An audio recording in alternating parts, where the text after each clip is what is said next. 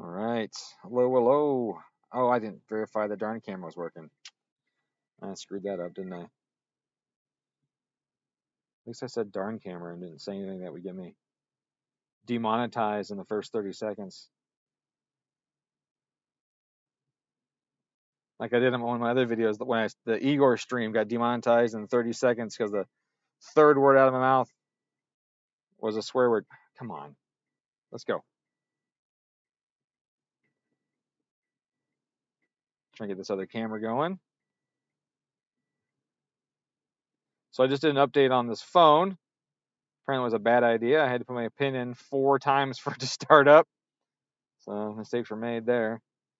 All right, let's see if this is connected. Yes, it is. Right on. Okay, cool. All right, I'll give you guys a walk around this car in just a minute.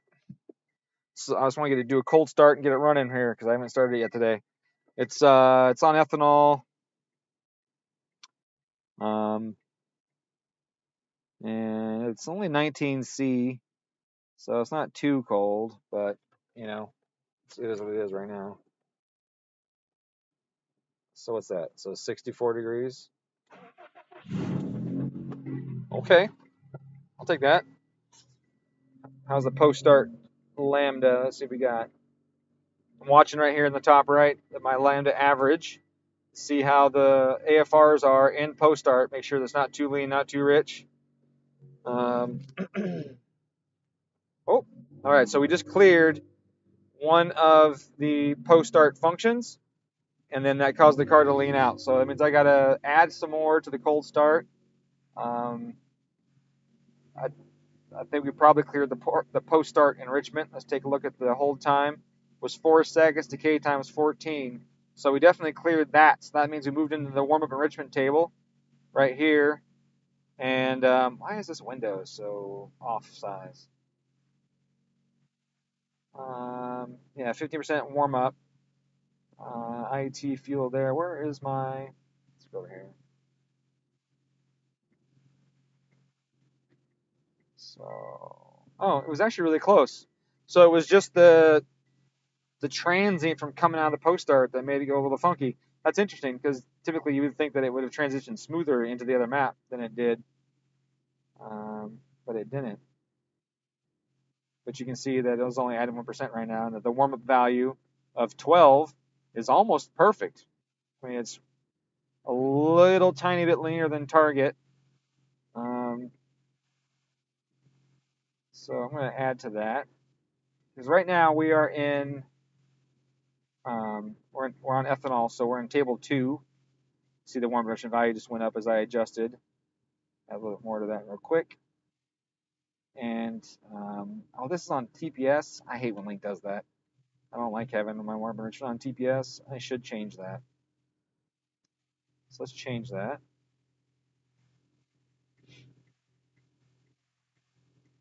This is on a base map that I did for the guy a while ago before the break-in, but you know, there's only so much that you're gonna go through on it, and I didn't do this one. I didn't adjust this table beforehand.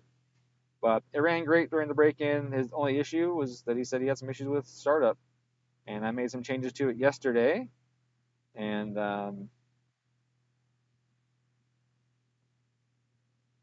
made changes to it yesterday, and apparently it started right up at 19C. I don't know what it'd be at 0. I'm definitely curious about that.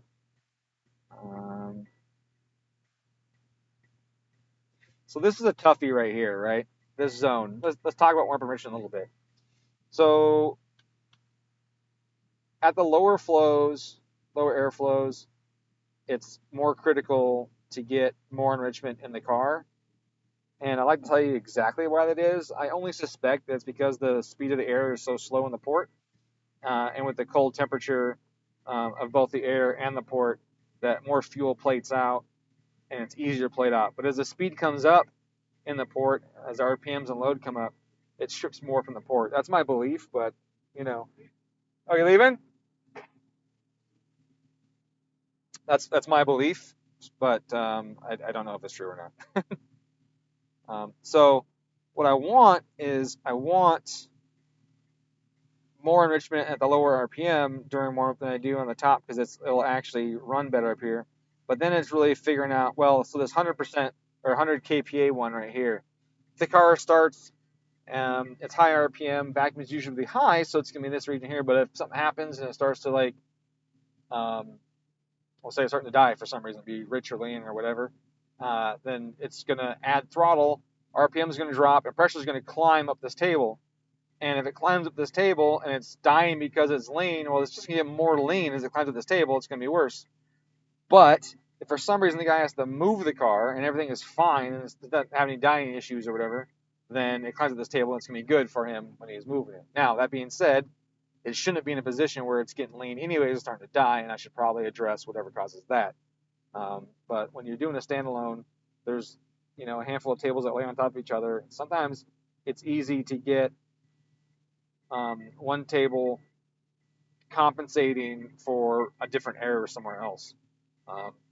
And sometimes it's handy to leave a table to do that for you, so that if you're in a position where you have a small error somewhere, it can actually compensate for it. So anyways, moral of the story is, do I want to put the same amount up here as I do down there? Maybe. You might.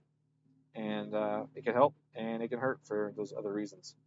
But overall, that startup was really good. I'm not upset with that at all. I got negative 4% right now. That's really good. VE is where I would expect VE to be. And all of that is good.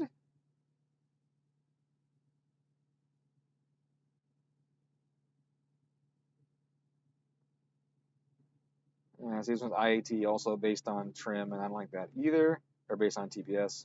So I'm going to change that one too. IAT on TPS makes no sense to me. That just seems silly.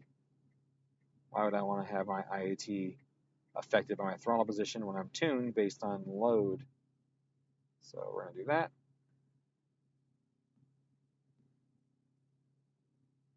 Those values are obviously not good values.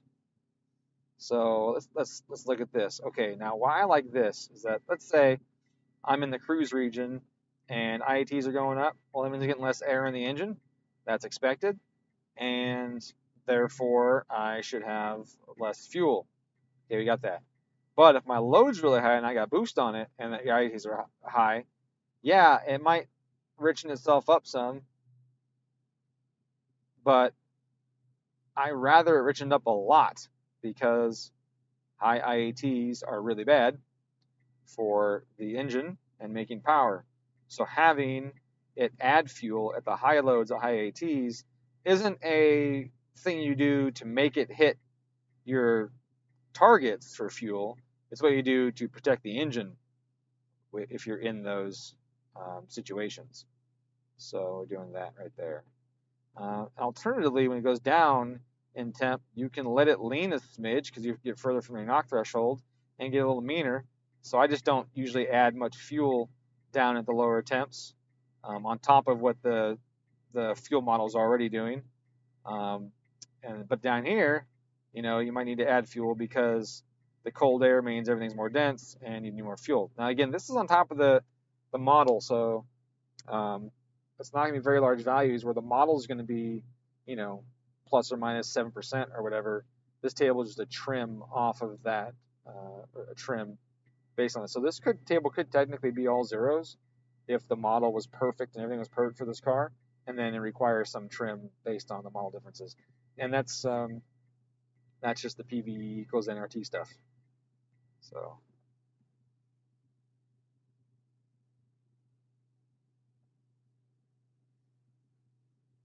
Yo, is that Lamus or Lamus BMW? Welcome to the channel. Southern Motorsports SMS guy. Enjoying the G4X so far. Having dual AVCS in the 04 is nice. I mean, it's all right. The G4X is great. I mean, dual AVCS it's okay. But it's better than, I guess, having a system that doesn't. You know what? That beep's probably going to get you guys in it. I don't hear it that much anymore, so let me plug the seatbelt in. But there's not a lot of gains with dual AVCS. It's mostly emissions thing. I've had multiple dyno videos where I've showed changes in exhaust AVCS having almost no change in power, because you are either getting better expansion coupling or you're getting more blowdown, which reduces back pressure. So, and back pressure hurts power. So like you get more power from expansion coupling, or you get more power by reducing back pressure. And the exhaust AVCS just doesn't affect it that much. But now in cruise, you can get a better, based on how you run it, either an Atkins or Miller cycle, and improve your fuel economy and that kind of stuff over what single AVCS can do. And so in that regard, it's definitely pretty cool for sure. So that's really awesome. I got $10 donation, Mr. Physical, there for turning off the seatbelt chimes. Hey man, I try and be courteous. That's what I try and do. I try and be courteous. Let me get the chat up on my other phone so I can get rid of this freaking screen so you're not seeing my stupid OBS here. Let's see. What's something going on my phone? It says something's using it. It's weird. There it goes. I had an app locked up on my phone. My channel. Live. Here we go. Now I gotta mute this thing. There we go. All right, cool. Now I can see the chat while I'm doing stuff. Okay, so startup was really good, really stable. There was that one hiccup as it transitioned from post-start into warm enrichment, I think. That's how it behaved. But it's possible it could have also been the wideband kicking on. So let's double check under my closed loop control and see if I have anything set. Okay, so the lockout for coolant temp, we were not in that because we were at 19C to start. We were definitely longer than 5 seconds. We weren't more than 30 pounds of boost. We weren't over 9,000 RPM, less 300. We were definitely less than 100 TPS. Our TPS delta was 0 because I wasn't moving it. The map delta, though, probably not likely being very affected by that, although that's a medium number there. That's sometimes transients alone could cause that. So we have to see how sensitive that is. That's it, really. Let's go to gain table. I don't think it's based on coolant. Nope, just based on RPM. So that's not going to give us one. I hit escape as if I was tuning a M-Tron. So I don't see any reason why we weren't in closed loop. Long-term fuel trims are turned off right now because sometimes they're a pain in the butt. And I don't want to deal with that yet. I want to allow that after I get everything tuned and all that stuff. Target for pump, target for ethanol. Okay. Oh, why is this table all zeros? Shit. Well, that sucks. So, make sure I say this right. I'm going to go to the temperature. This to tell us how the charge temperature is based on coolant temp and intake air temp. You see right here between the two. So the idea is when the airflow is low, so down here, RPM is low, airflow is low, high vacuum, the intake air temp charge, or the temperature at the intake air temp sensor is, one, very, very long from the actual port, right? So the sensors, if it's a mass airflow sensor, for example, you're going to have in the MAF, which is pre-turbo. But even if it's, in the intercooler or whatever, you go from the intercooler into the throttle body, into the plenum, into the runner, into the port, past the valve, into the chamber, and then it happens, right? So the idea with charge temp is like, how much heating does that air undergo as it goes through the engine before it gets into the chamber to give us the final density of the air in the chamber? Well, the lower the speed of the engine and the lower the speed of the airflow and the higher temp of the engine, the more that air is going to be hot. And the higher the airflow speed and the higher the engine speed, the closer that charge temperature is going to be to the intake air temp sensor. Now, is it ever going to be the intake air temp sensor? No, probably not ever, because it definitely absorbs heat as it goes in. I mean, one of the big reasons that engines knock is because the air temp comes in hot and doesn't absorb any heat, right? So the air has to come in cooler and has to absorb heat. So ideally, this table would not be all zeros. I don't know how I even left it as all zeros. Honestly, I'm kind of baffled by that. But like a 20 in the high RPM range is pretty much expected. And then down at the bottoms, I mean, technically at 0 RPM, the charge temp is going to be equal to the freaking coolant temp, right? Because there's no movement. So the air temp has nothing to do with it. It's only going to be based on coolant temp. But the engine's not running at 0 RPM. So, but technically at the lowest airflow and lowest RPM, it's going to be down in the, or it's going to be at like 90% or 100%. It's going to be what it is at the coolant. Now, this here kind of gives us an idea of airflow by using the RPM and the pressure in the engine. But I don't like using it because it is actually based on airflow for the most part. It's based on airflow. Now, Link, I don't think the new Link has an air mass, but I'm going to check and see. Here you go. Air per cylinder estimated. So that's something. Mass airflow. I don't know if that's sensor or calculated.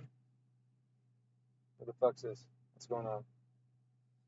Not to see. There you go. Mass airflow estimated. There you go. That's something. Now that, for example, that could be a good indicator of what's going on and how much heat the air is absorbing. If mass airflow is low, then you're not absorbing any heat. So that's a good indicator. That takes into account both engine speed and the boost, right? And then we wouldn't even need this axis, for example. But if you were to have one, I would probably do RPM, or I would do ethanol percentage, because the ethanol is going to cool it a lot. Or I would do fuel temp, because fuel temp is going to affect it as well. And that's not in here anywhere. So, engine speed, there she is.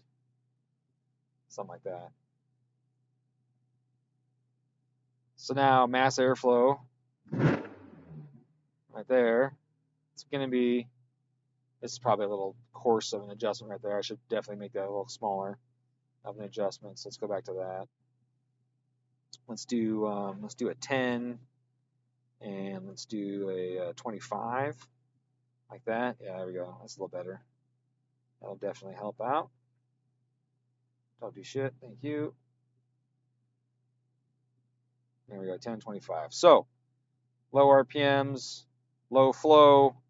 We're going to have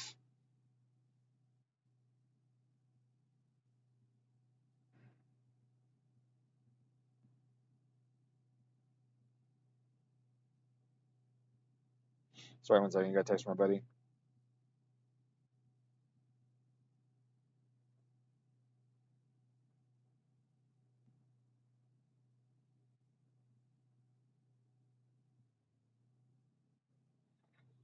We're going to have the most charge temp equaling coolant temp. And then as airflow increases, it's going to go down.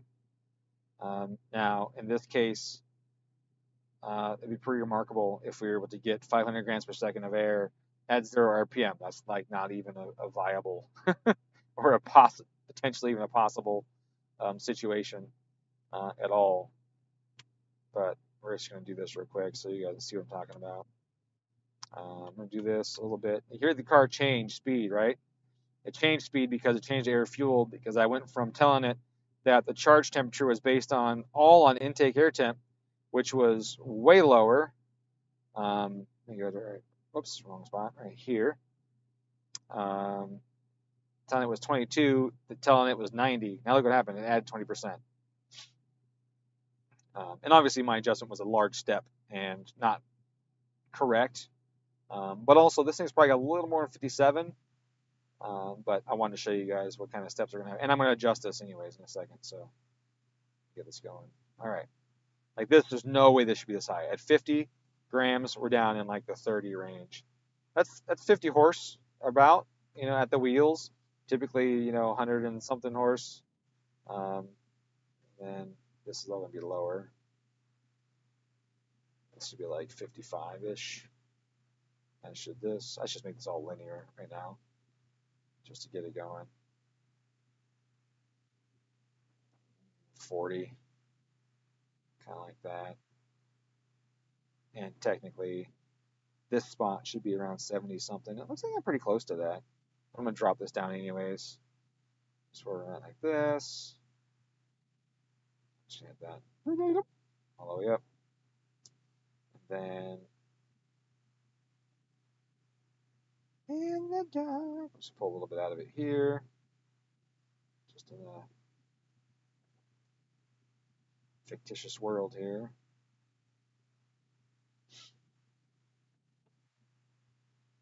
Okay.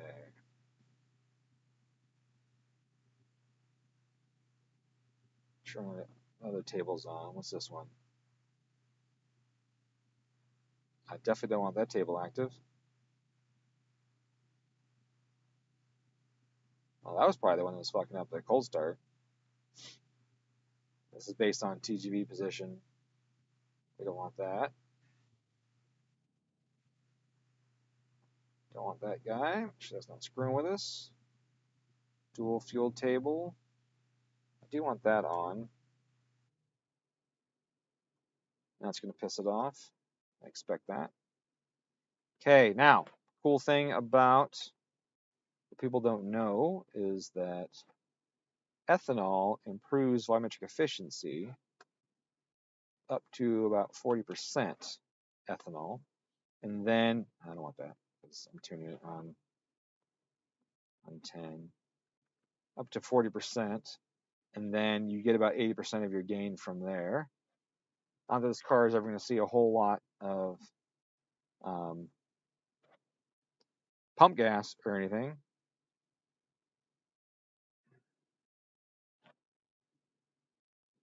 But at 40%, it will have a higher VE. Why is that different? These axes different? These axes are different. Oh, that's... I have words for that. Export clipboard. Import from clipboard. There we go. Now they're the same. Okay. Field table 2. It's going to have around 6% increase in VE.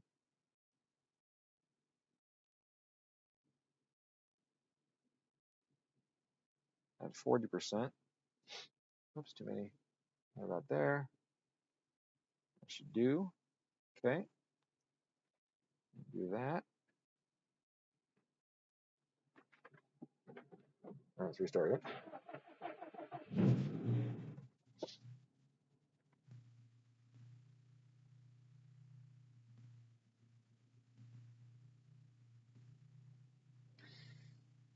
Get a Dom cams, dual AVCS project. Got it.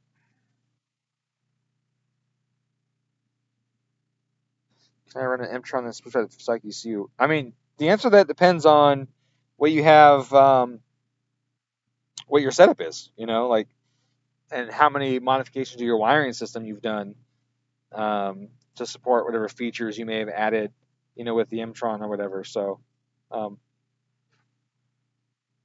in my car, the answer was yes for a long time. Now the answer is maybe. That's only because I added so many sensors and everything, and I don't know if I have enough that the factory ECU could run it. But my car was set up so that I could unplug whatever standalone I had in there and then plug in the factory ECU and use that for whatever. So I had to move one wire on my cam trigger because I have a 16-bit wiring harness, like JDM 207 harness basically, so I can run a USDM 16-bit ECU. But I have 07 SCI heads and AVCS and all that stuff in the car, which I can't run on any ECU with the 16-bit harness, so other than the standalone. So the way I have it is the bolt-on or the cam sensor that's adapted to the front behind in the driver's side cam, like the 2-liter has for their cam sensor. I have that in there, but not wired up. And if I plug the other ECU in, then I move one wire in my gray plug on the passenger side so that it uses that cam sensor.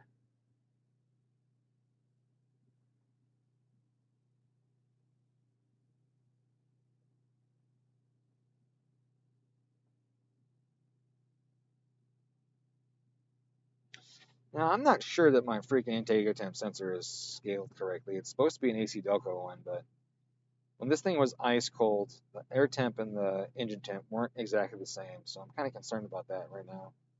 That could be some of the disparity I'm seeing in various things. But also, I should double check my injectors. I don't think I put the cold or the low pulse adder stuff in there. Oh, in order to have the right dead times in here. Well, that explains it right there. Do I have one for 17s? I should. Ugh. But not on this laptop, I don't think.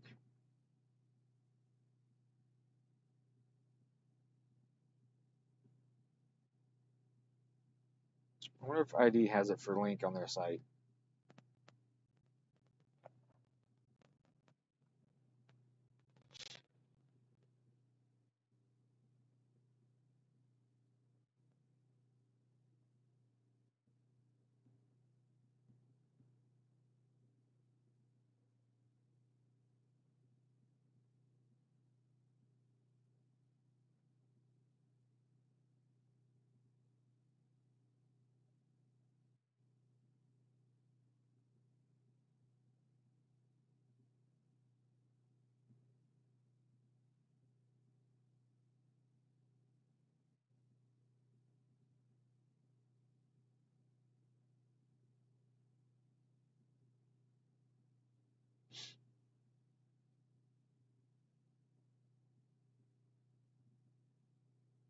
Oh, I don't. That might be it's an Excel spreadsheet, and I can't do it that way.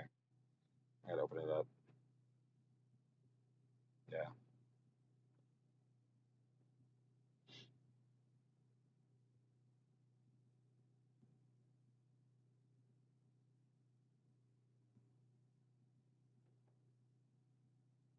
Six, 7, 8, 9, 10, 11, 12, up to 15. All right. Let's see what this is set at.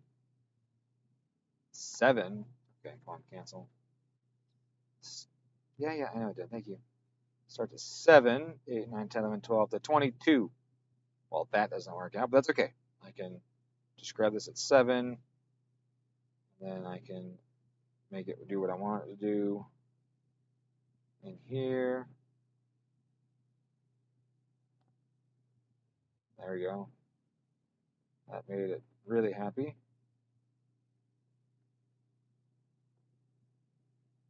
Okay, not that I ever operate 22 volts, ever. Okay, I'm going to go to short pulse width.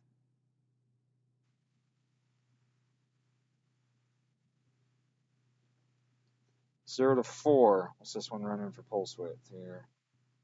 0. Oh yeah, to 4. Okay.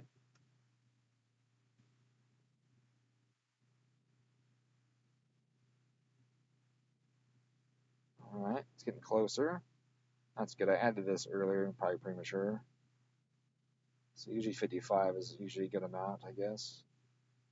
I'm telling you, usually is, I guess. That's super specific. Okay.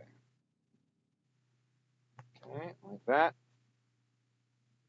All right. Anything else I screwed up I need to fix before I continue? 1713. What are we at? 1723 and 0.2. Okay.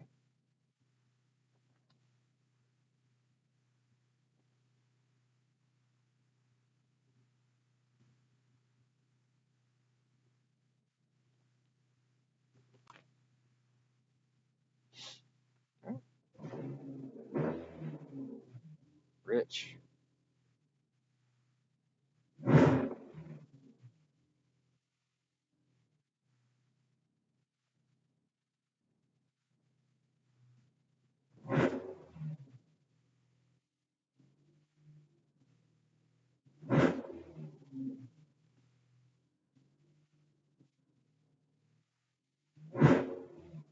Dashpot's a little aggressive.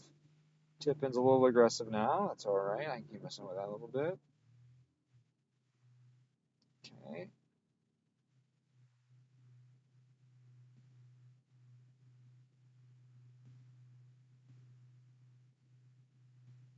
Lower this one. About there, around 6%. Okay.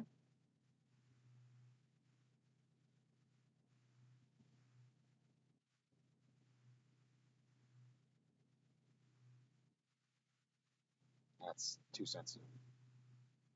Too sensitive for what I just did. Oh, it's all the way across the board. Okay.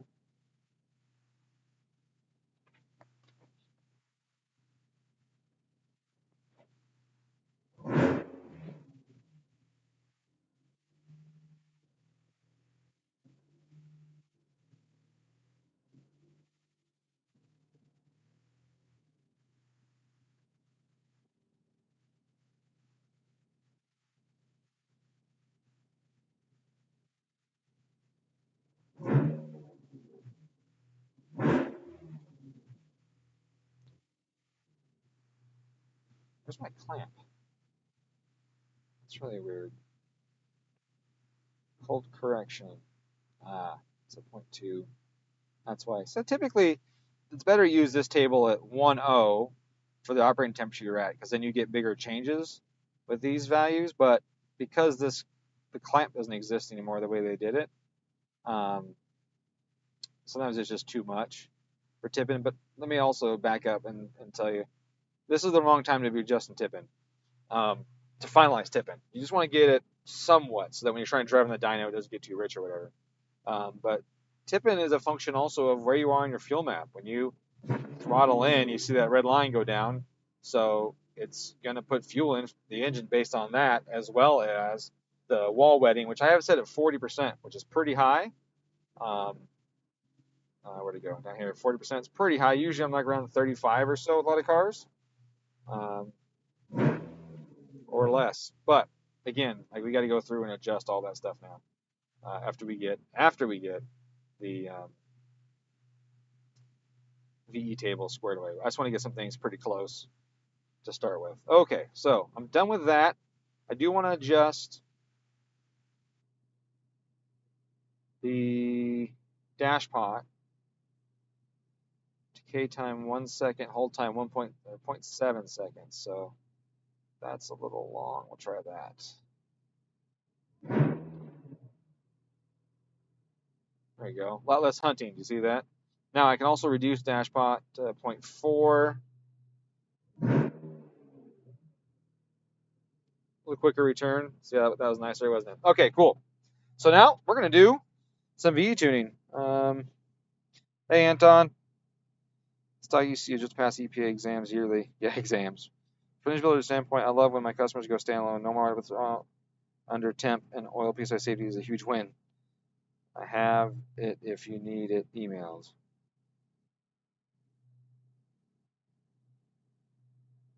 I have it. Oh, the injector stuff. Yeah, man, appreciate it. Got it. Got it. All right. So, we need to plug the fans in. It's cold today, so I didn't have them on yet. But we're going to plug them in, and I'm going to give you a walk around with the car and make sure that this is showing. So you guys see what we have going on. All right, top right here. I'll move this down some. There we go. I'm going to do a walk around of the car. Oh, yeah, link dash. No stereo yet.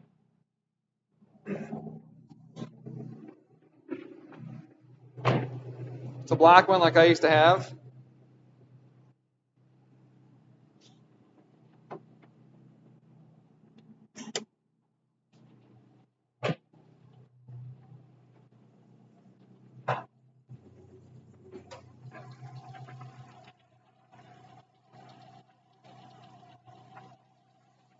See, this charge pipe here actually goes under the engine where the up pipe would go. So it goes under the engine. He's got brackets that bolted down there to the front mount. So you come out right through there. And then the turbo that direction. Turbo is really low. I don't know if you can see that. Oh man, the fans just kicked on. And let me tell you, that heat was welcome. You see how low the turbo is. That's something I wanted to do a while back. I asked Lane, hey dude, I want to do it when the turbo is really low. Make more room up here. Get the heat down. Get the downpipe straighter. That was my ultimate goal, was to get the downpipe straighter. What we learned doing that was that the downpipe does get straighter, and that's nice. It doesn't have a hard 90 in it post turbo like you get with a lot of turbo kits.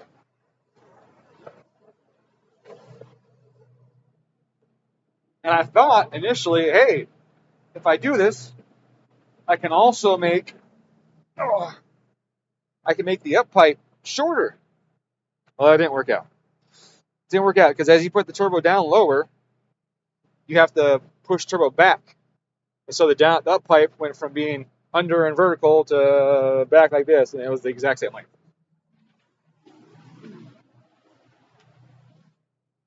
Hello. How you doing? Good. How you guys doing? Good. Yeah. Yeah, I'll be a little while. Still getting some stuff ironed out too.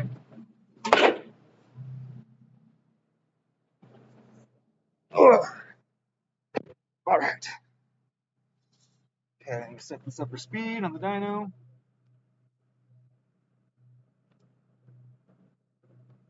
So I calibrate the tag.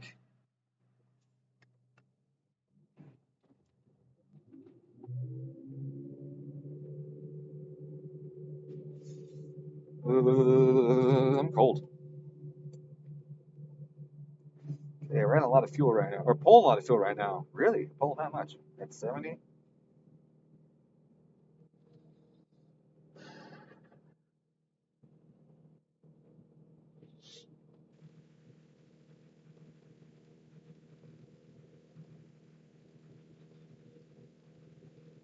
Yeah. Yeah, they, in case you can't read the chat, he says the GD chassis rotated downpipes are usually smushed into the firewall or bend worse than my dryer vent tube. You know what's worse is actually the GDs. The GD is actually a tighter downpipe in a lot of cars. GRs are tighter downpipe than the GDs even. Our GD kit we made didn't fit the VAs and GRs because the bend wasn't tight enough. Which is crazy, right? Because the VAs and GRs have so much room in the engine bay, but they have most room in front of the engine. And the way they run the AC lines, the backside occupy a lot of space too. So that was another reason why I wanted to do it down low, was so they would fit GRs better, VAs better, and get all those things. Like we did it on my RS, and there was tons of room, and that's a fucking GC. It had tons of room, and then we put that same system in a GR, and it was actually tighter back there than it was on my GC. So, all right, so I'm looking at this here, my cams. I've got set at 15 degrees right now at this load. Now I want to see if I can get more airflow or less airflow with it. So let's go to fuel real quick, see what we got. So we're pulling 18% fuel right now. So what I'm going to do is I'm going to advance the cam a bunch real quick, just to 30.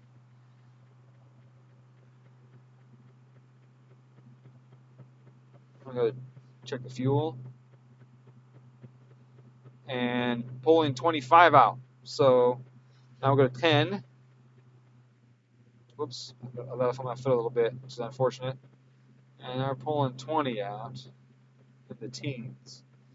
So that means that at this low of a speed, my cams have too much overlap to run 20-something degrees or 30 degrees on them, right? But what about 15? That's what we're looking at. Like, what's the overlap doing? So we're pulling more fuel out. So it's too much overlap, and we're losing VE down low. How does we go all the way to 0? Oh, the exhaust note changed. Oh, interesting. Okay, so now we're on the other side. See that? Now we're on the other side. We're losing compression, and we're getting a reduced charge. So it looks like right around 12 or so is probably the sweet spot on this. Yeah, look, it's starting to go back down. So, yeah, look at 12 to 15, somewhere in that range maybe. Let's go just back to 8. I don't think I did something closer to 5. Let's do straight 5 real quick. Let's see what we're getting. It's going up. Okay. So, yeah, so we're looking at like 12 to 15, somewhere in there. Look at the 15 again real quick. I put my foot on accident that time. It's probably not going to be a very good indicator. All right, so we're going to keep around 15. Now, I want to keep this on the high side, and the reason for that is because I'm going to be asking it very quickly to advance as I apply load. And if I have it on the low side, then I gotta wait for it to come up, and I don't want to deal with that. So, um, interesting. Okay, so in this spot, let's look at make sure my cams are actually in position. Yes, they are. See, I see the bank one. Oh, bank one position, bank one target. Okay, so it is tracking the target for bank one. It's not showing bank two though. It just shows me inlet bank one. Now the live plot shows both banks and looks pretty good. You can see that it could use a little smoothing, and you can see that the bank two is slightly higher than the bank one, but that scale there is half a degree, so that's not an appreciable amount by any stretch. Okay, accelerate some. Let's go to 60 real quick, cut and tack.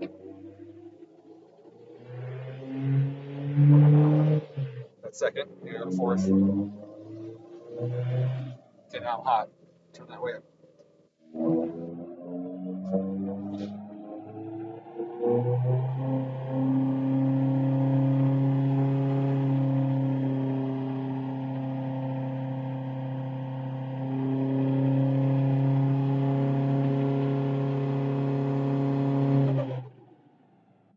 4140 is what I'm getting there.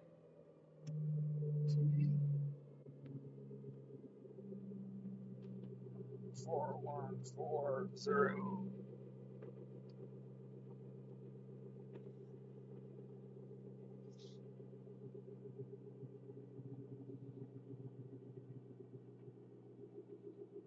Wait, where am I?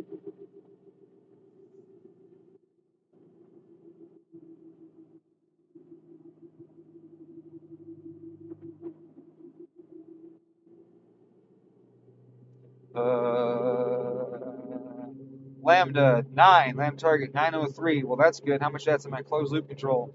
7%. Oh, that was bad. I was only 7% off. FA downpipe is like a cheat code, right? Yeah, for sure. I mean, the turbo location can be too. Although when you go big turbo, it becomes an issue because there's not enough room for a big turbo under there sometimes. Nightfire, what's up, dude? It's going all right. It's going all right. Just get this thing started up. Doing some ironing out of the VE table and get the cams going correctly and all of that. I'll lower the speed down to 35. That's one of my favorite speeds to tune at. I get to, I'll show you this so I can get the screen again. I get to load it up in various gears, get various pressures, etc., and not jump off the dyno.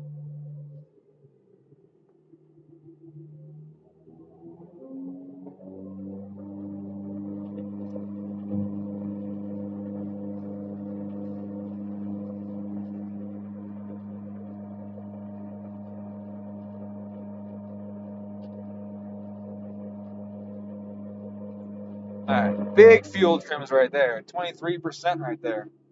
That's a big fuel trim right there. So let's go to fuel tune, and we'll see we were right here. And yeah, that's understandable. I've got it set pretty high right there. Some adjustment with my cam time perhaps might bring a little more air in, but first let's just take it. Actually, yeah, I got the ability to do that. Let's just look at that. Where are we at there? 30 degrees, so probably not a whole lot of point in going any higher than that. We could try. I built these cams so we can run 35, 40 degrees on them. So let's just do that real quick. Let's do a 35. And I'm going to load it again in the same place.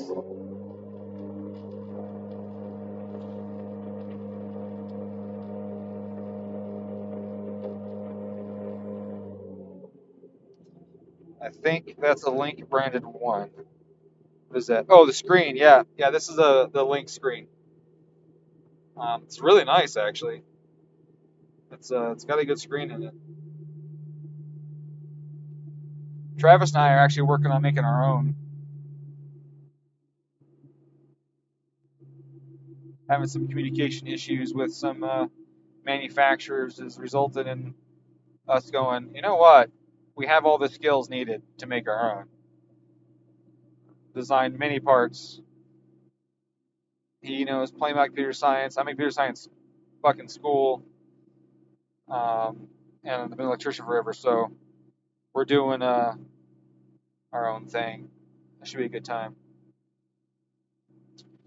RS update, yeah. So right now there's no RS updates because I haven't done anything since the last one a couple weeks ago, and that's strictly because I just been too freaking busy with school and everything. As soon as school's over, though, I'm hitting the projects hard. I got a bunch of stuff lined up because finals are coming up in just a couple weeks here, so like the semester's almost over, and so then it's time to have fun again. I've got most of the stuff set up for my oil pump testing. I've got a video I want to do that explains how oil systems work and the challenges with the Subaru and oil systems and how being on a track affects it. People don't realize how much the Boxer and its factory setup is just absolutely shit for the track.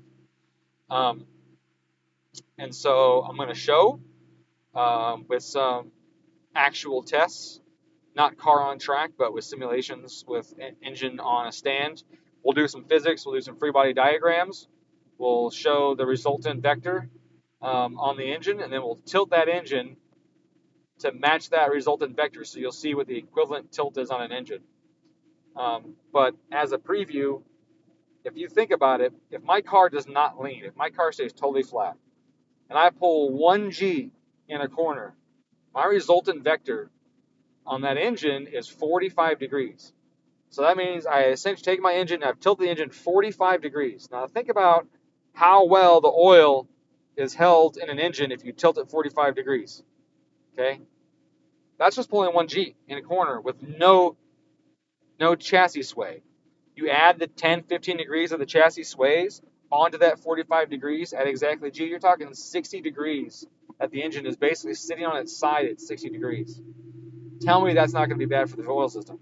And so I'm going to have an engine on a stand. We're going to get a protractor on it. We're going to tip that sucker at various degrees. We're going to see how much oil pours out of what areas. I'm going to take a pan by itself, put oil in it, and we're going to tilt the pan at those angles, and we're going to have a good time showing just what happens in steady state at just 1G of cornering, and then what happens as you go over that. And also where that tipping point is. Where does it become, oh yeah, let's get some oil slosh, to, okay, now it's emptying the pan, right? So we're going to find those and see those and be able to say that with X degrees of chassis flex and X number of G in the corner, this is where your oil is going, to help people understand what is really happening in the engine.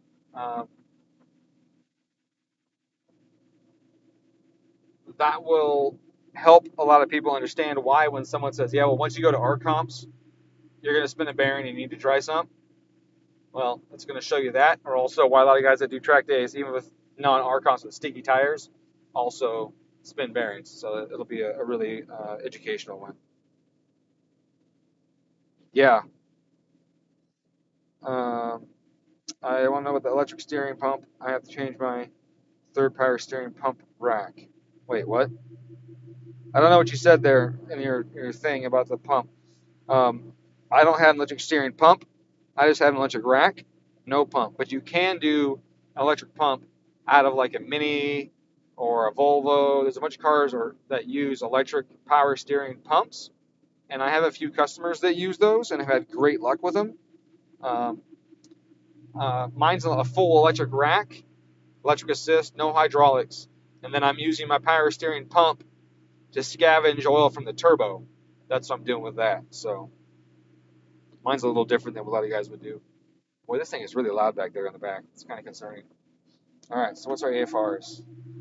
Okay, so we're pulling some fuel out there for sure. 22% in this region. That's about the same as what it was, right? Or was it even higher than that before? I think it was about the same.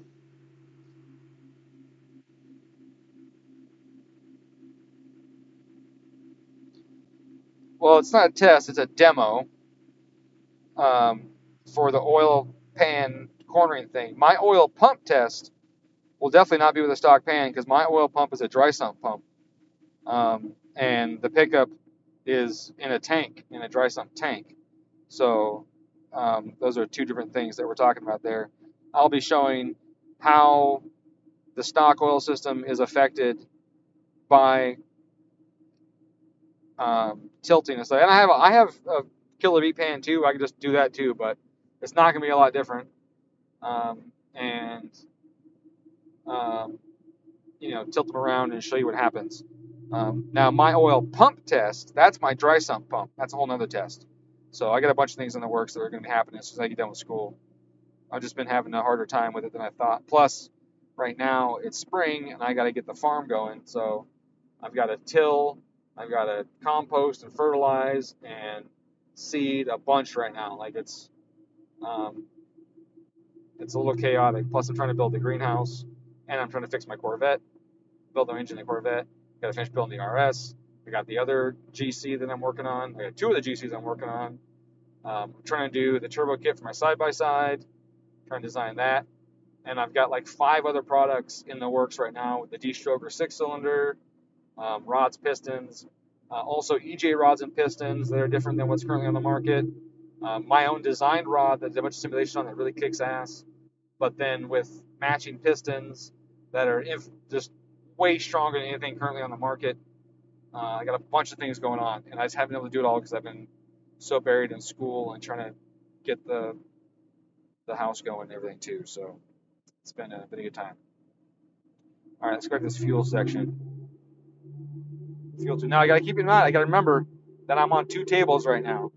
Okay, I'm on 2 tables, and I'm not running just one fuel table. Now, it might be advantageous to not do that, to not have both fuel tables, but to go to one table, get the VE curve situated, and then adjust the second table. That would probably be a good idea, honestly. So I think I'll just do that real quick. Let's go to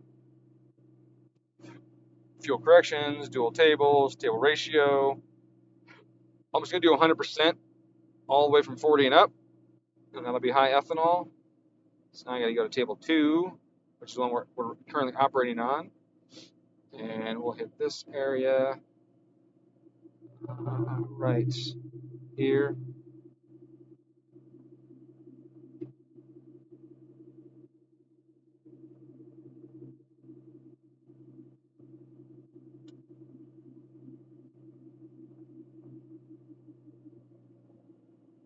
Okay, it's a little better.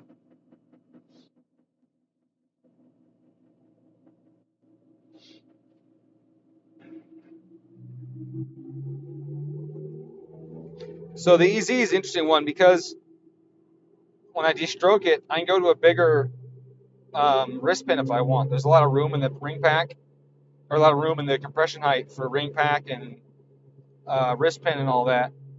But it's a toughie because I have to decide whether that's what I want to do. You know, do I want to go to a bigger wrist pin and then make my rods only good with my pistons, not any other EZ motor? Like, oh yeah, it's a nice freaking rod, but you can only use it with custom pistons.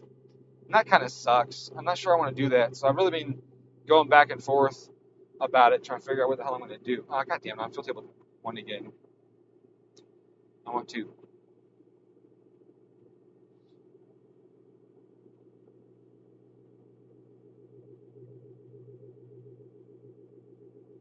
That's a big spot right there.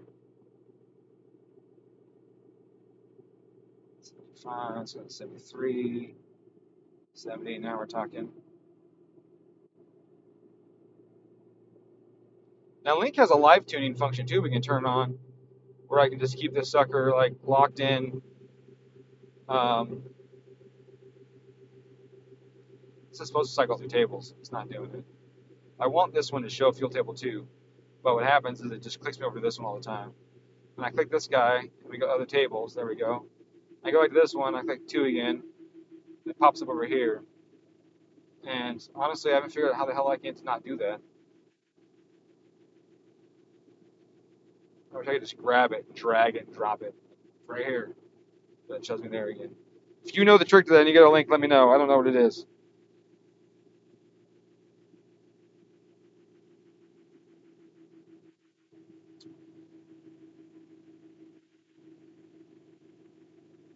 Yeah, the crank is really weak on the 36.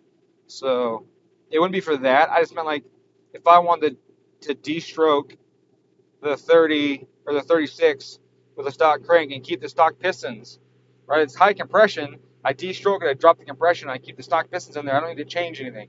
Just put the crank and rods and keep the pistons.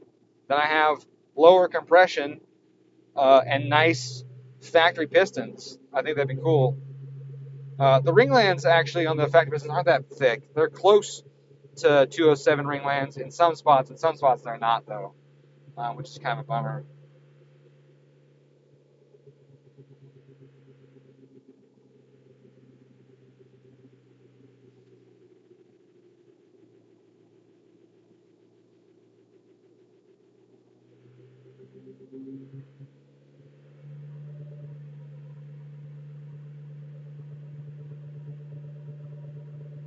Fuck you, fuel table 1.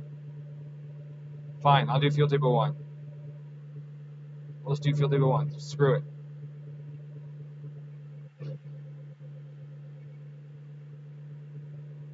I'll add it to 2 later.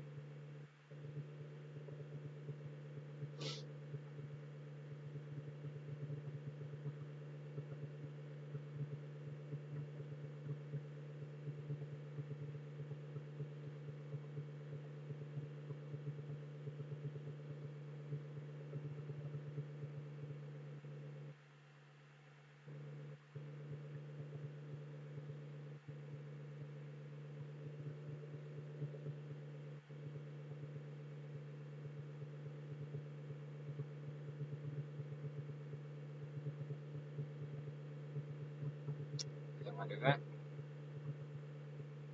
It's an error. There's a keystroke error there. So is that.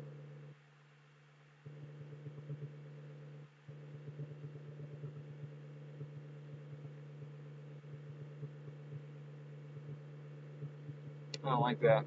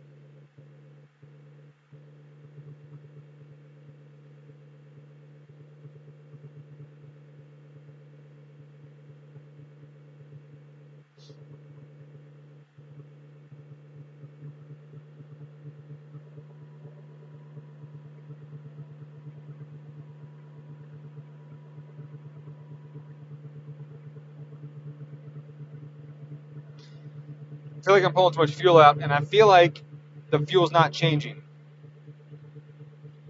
Like I pull a lot of fuel out of the fuel map, and I feel like it's not changing enough.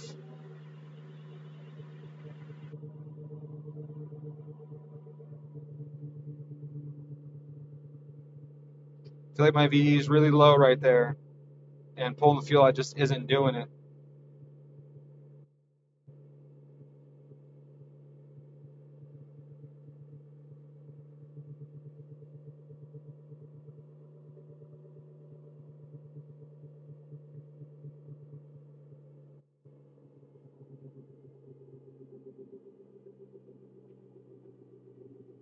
Alright, so I'm clamping out at minimum fuel value, which is crazy to think about, that it's actually that much.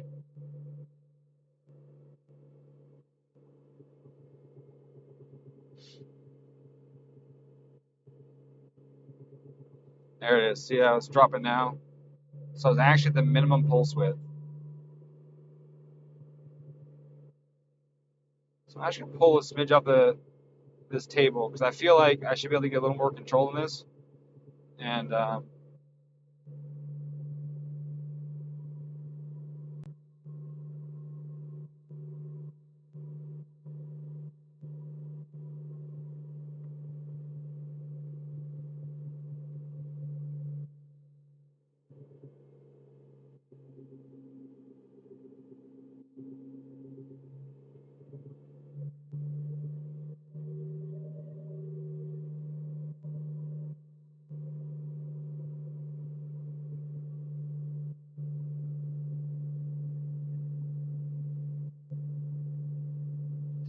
Alright, it's a little closer. It's a shame, but it was NA and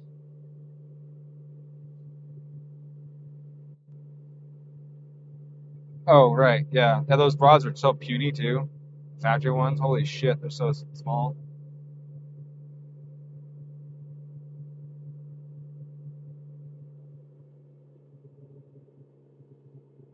It's a little closer.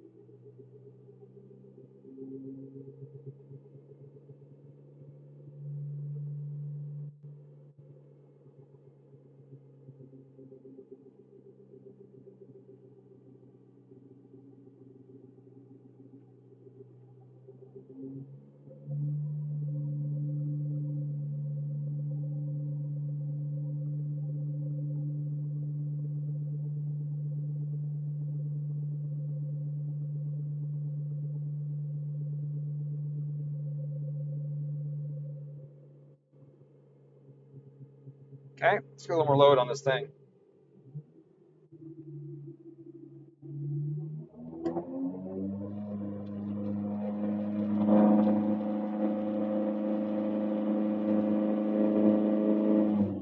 That was 2%. Okay, like that.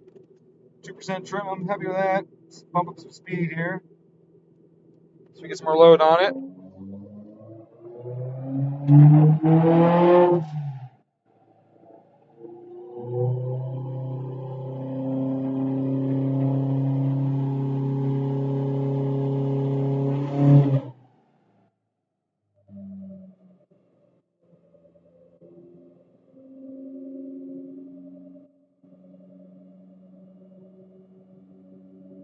Alright, I'm gonna make my O2 sensor faster.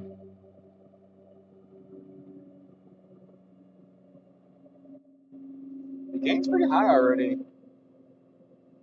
Just need to raise the update rate some, I think.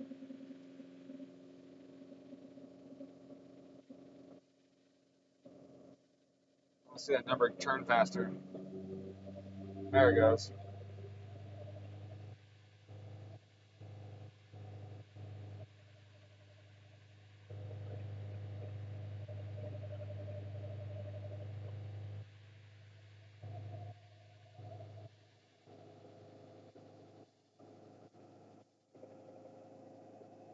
How high can this go? Can I induce oscillations with it?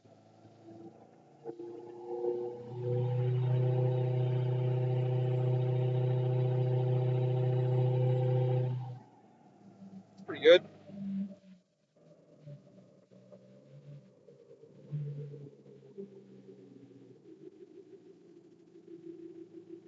The Easy's got its issues though. The Easy's got problems with the cooling system too, you know. It's not a very good cooling system. The FA, on the other hand, FA's got a great cooling system. They nailed that. They fucking nailed it on the FA. And I don't like the FA that much, but the cooling system is fucking perfect.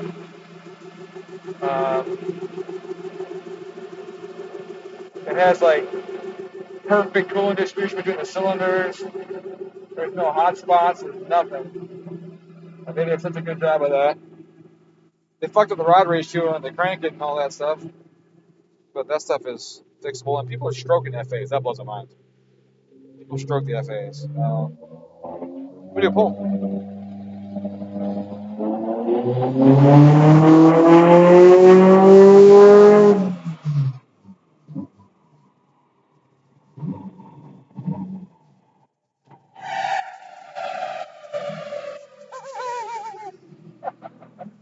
I don't know what kind of laugh that was, but that was half throttle. I was next to it because they went horn. Can you get you an air horn? Yeah, I turned the O2 gain way up. So I was trying to get it to respond faster to O2 changes up top. Dude, that came on hard though. Dude, that was half throttle. Still came on hard. Shit. Yeah, let's turn that Sounded clean too. gain a little bit. Let's see. Got the ruthenium plugs. I was gonna say, did you play around with dwell on the rutheniums? No. All pressure after idling for an hour and a half at 20 still. So timing, I have 53% throttle. Perfect. Timing was 13 degrees at Nothing. 45 and 16 degrees at 6,000. Wow. So no timing on it. So basically none. No timing. Boost was what? What's the boost? What does it say over there? 20? Well, 16's nothing considering idles at 44. What's that say? What did it get to? Wow, that boost curve's all fucked up. I gotta fix that. Something's fucked up. I don't understand why the boost pressure reads that. That's what it's on, right? Gauge pressure? Alright, let me just change that. What's that one say? 0 to 10?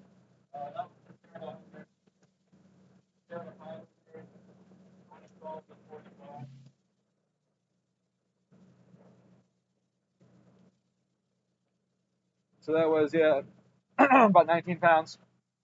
Nothing. Yeah, nothing. Turbo speed working? I don't know, I haven't got there yet.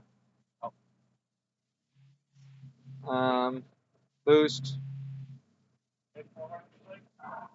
Yeah, I didn't even try to make, what is it, 400? That means if you go full throttle, make 800, right? Yeah. At 50 volts, Oh no, not quite look, 800. the weather station's fucked up. It's adding too much. So it wasn't quite that. It was like 370.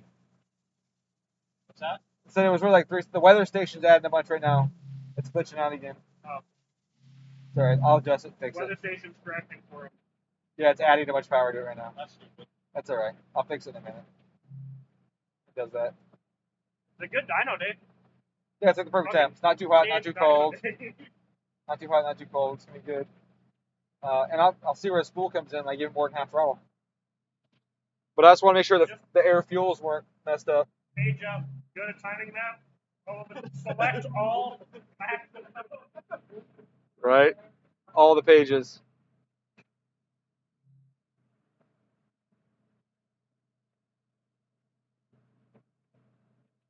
So, dude.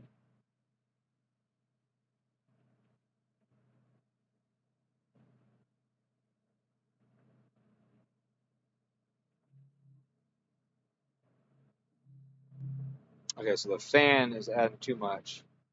Looks like maybe adding too much or not enough, but it's definitely screwing with it. Let's go down here.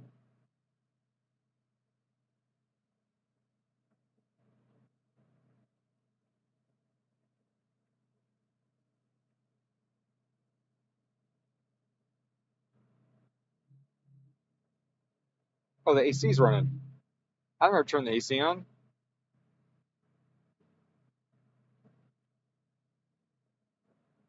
I don't feel the AC. There's no fan blowing. Oh, it's on feet. Oh, I guess AC is on. AC request off. Let's turn that off. I can fuck with that later. What's up, dude? Yeah, this is I'm pretty happy with it. We'll see what happens here once I fix some stuff.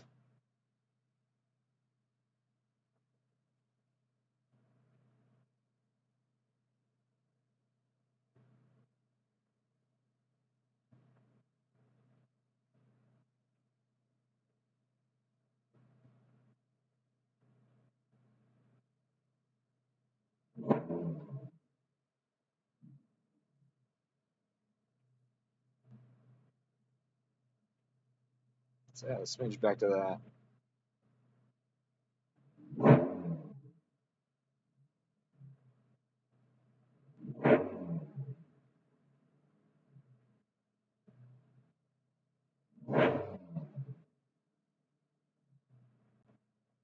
Okay, it's a little better, like that.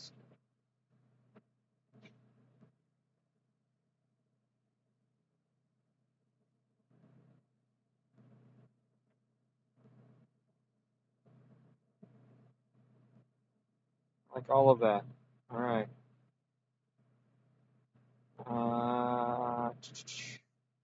see what our engine noise was. We know there's no knock there, but I don't have it turned on. So let's turn that on.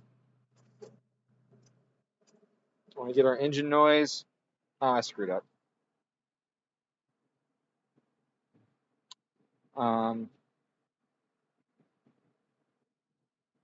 Let's lose all those changes because I turned it off.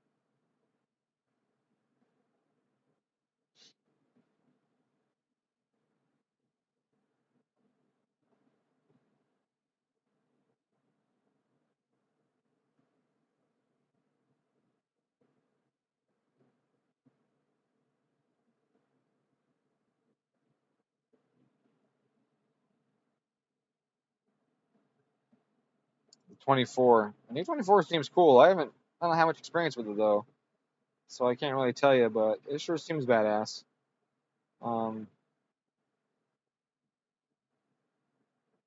It seems. Oh, it's blowing around my eyeballs. It seems potent as shit. I mean, they rated it for towing, right? That's something I tell people all the time. It's rated for towing, and it's rated for towing a significant amount of weight for a 4-cylinder. So, in order for them to do that, they definitely. I think it's fuel. That was a mistake. That's what I want. Yeah. Come on. So they rated for towing. It's rated to tow a lot, which means it had to have been loaded significantly during testing. And I tell people all the time that if you can load something significantly at full power for a long period of time while towing, to me, you could freaking you can track it. So TGV Bank 1? What kind of fucking access is TGV Bank 1? Do I have anything available I can just steal really quick? Because that is the dumbest access. No. TGV Bank 1 for my knock? Man, no thanks.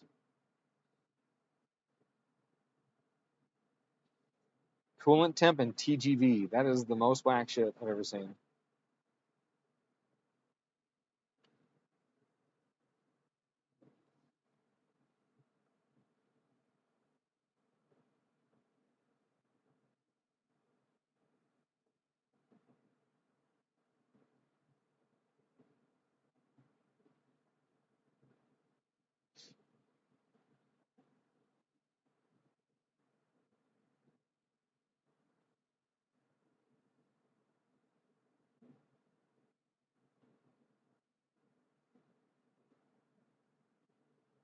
Okay, I have no idea what the noise is going to be. But really quick, I'm just going to hit 300 until I start it up. And that is way too much gain. Holy shit. Okay.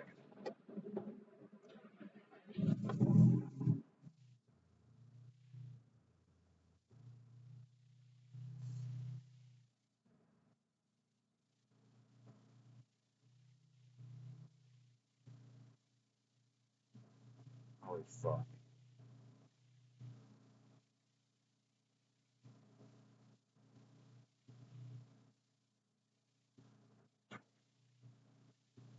You gotta be kidding me.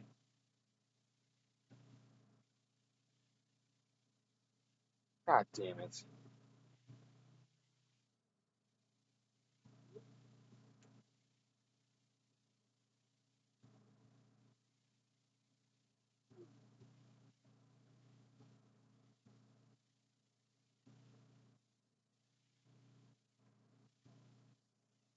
Oh, Sure, man.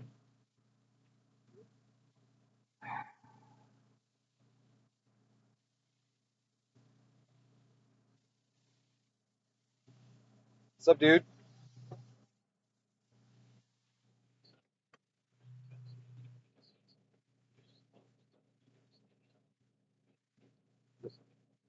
Piston sticking out the top.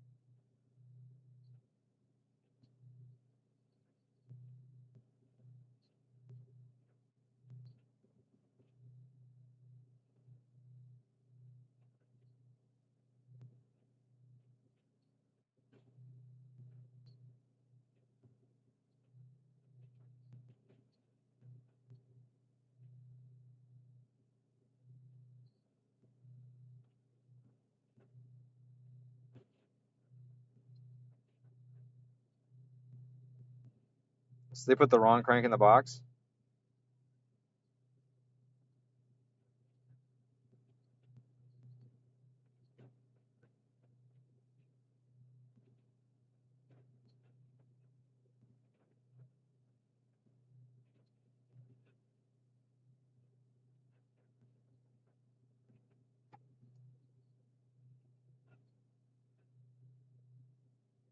And then did you guys open that box and it was the wrong crank again?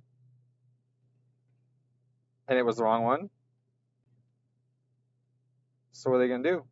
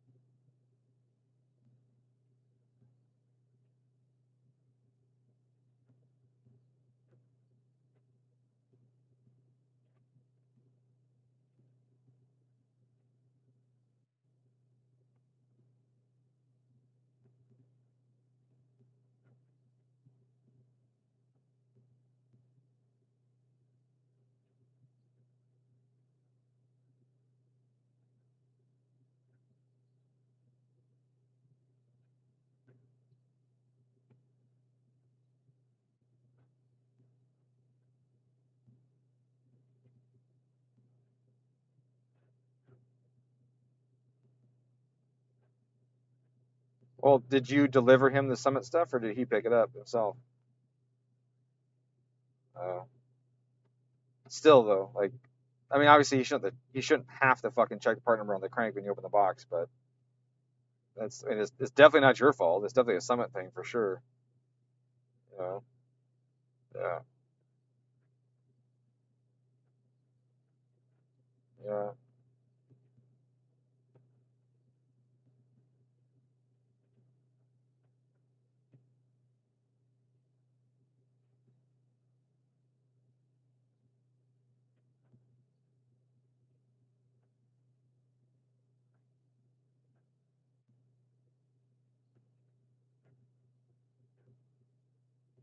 Mm-hmm. God damn it.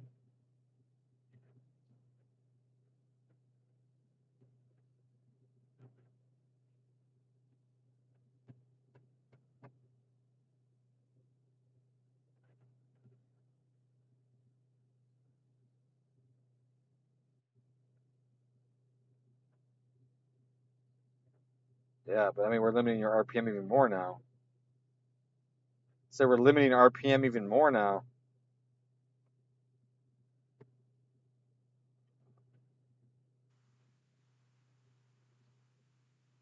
Well, it's a weaker crank because there's less journal overlap. It's got more more rod bearing load, more rod angularity, more side skirt loading, higher piston speeds, which means worse oiling on the skirts and worse oiling on the piston and cylinder wall and all of that. And you make the rod ratio really poor, which hurts your ability to do high RPM stuff on it. So, like, I did that on my CTSV, for example. Actually, it was a 383, but it was a 4-inch stroke. I will never do that again. But it was also a manual, so. But I don't know. That's obviously it's up to you. Do whatever you want. It's your thing. We'll tune for whatever you have. You know. So.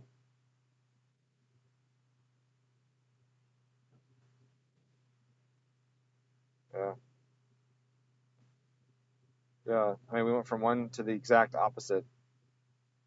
Short stroke, little displacement, long rod, 2 turbos, to stroked 4-inch, way more displacement, shitty rod ratio, and single turbo. So that's it's pretty different now. But it definitely will pull through a converter, which you just had loosened.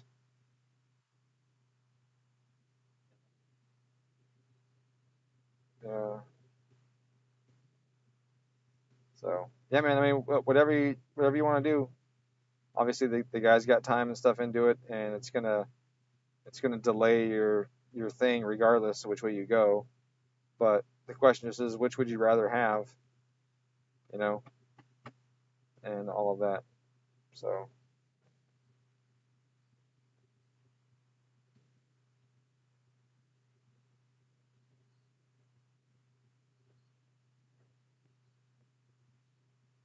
yeah,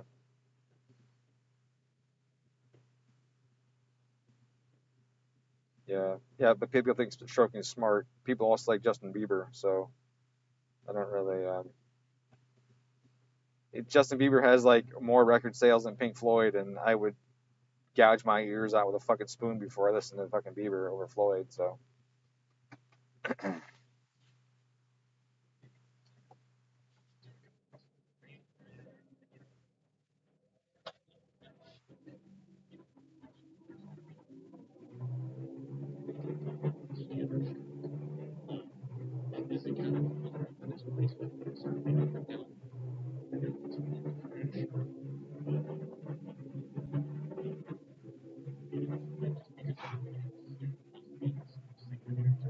right. Well, you know how I feel about it.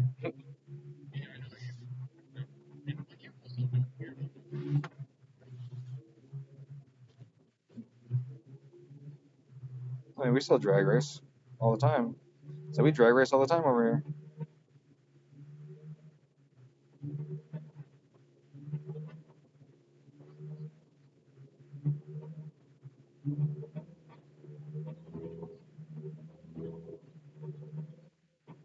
Right. Yeah.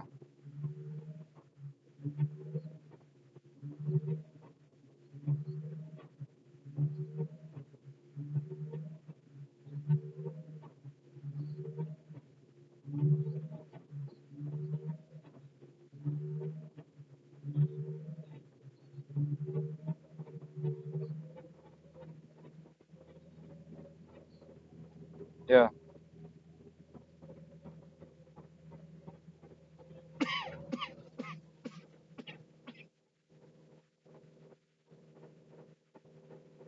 Because his ring gaps are done, the pistons are done, the balancing of each piston is individually is done if he does it. The rods are done, all that stuff's done. It's just putting the bob weights on the crank and bouncing the crank again. And in any situation, he's got to unbolt whatever rod he put on there. You know, the only extra thing is taking the crank out of the block, but I mean that's just 12 fucking bolts, so you know, or whatever it is, 2, 4, 6, 8, 4, 16. Oh, it's 24. Yeah. Are you at Summit right now? Yeah. Personally, I'd want the right crank. That's what I'd want, but that's you know my preferences.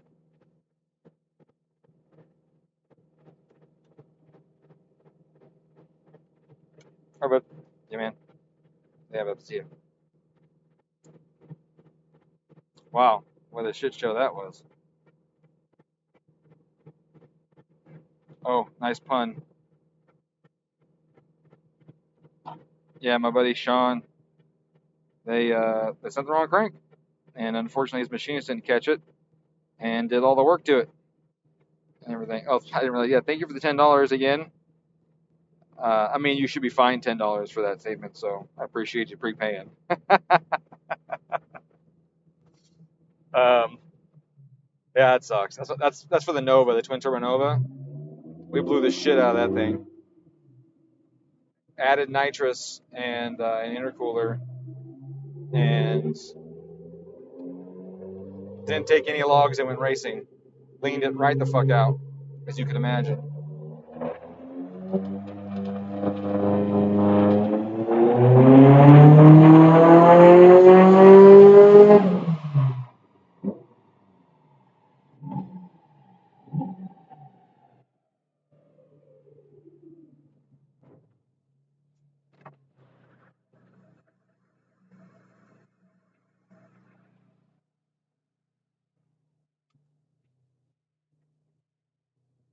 Did the log not take?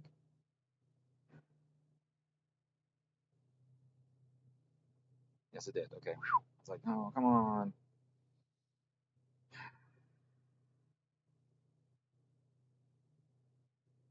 Okay, we had a little more boost that time. Air fuels, closed loop lambda. It's rich, according to this. It's cool. I'll take rich. Oh yeah, 7.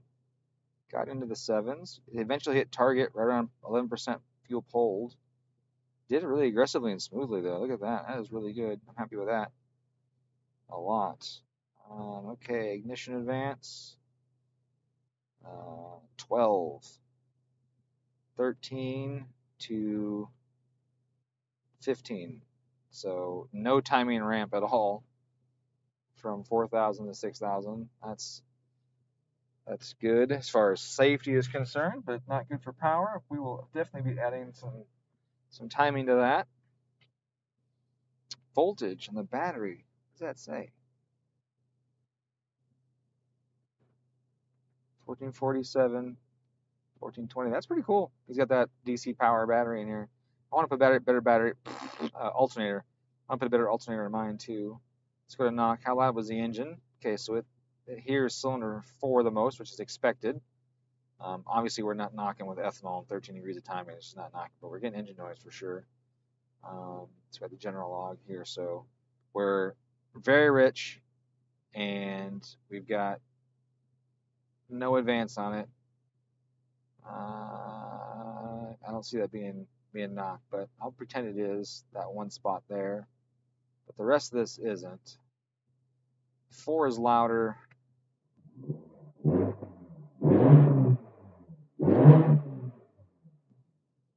Okay. Which we expect. We expect 4 to be louder. It's closer than knock sensor, so we're going to pull a little bit of that one. And then 2 is a tiny bit louder. 1 and 3 look pretty close. No, 3 is a little higher too. Wait, no, that's 2. I'm sorry. Yeah, 1 and 3 are pretty close on average. They obviously differ through this range. Like right here, 3 is louder than 1. 1 stays pretty quiet the whole time actually. 3's got a little bit of noise up and down through there. Did I put this on wideband instead of narrowband? I did, didn't I? Yep.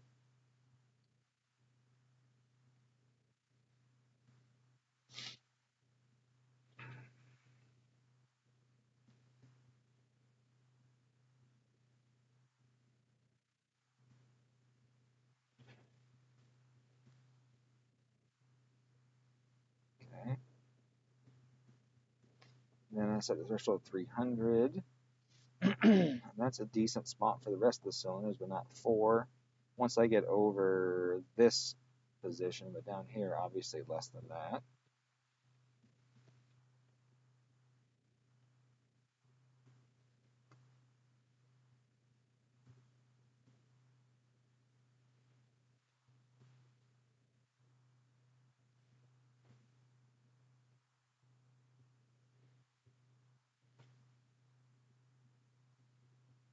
Let's see how that goes initially. 280, etc., etc. Okay. Cam timing, how'd that go?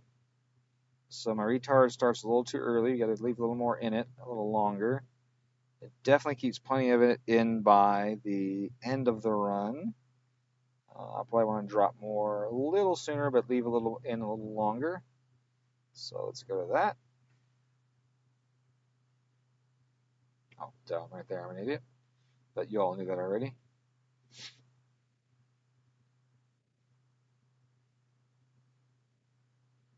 I'm going to wait on that part, actually. I'm going to leave that alone. I am going to change this one, though.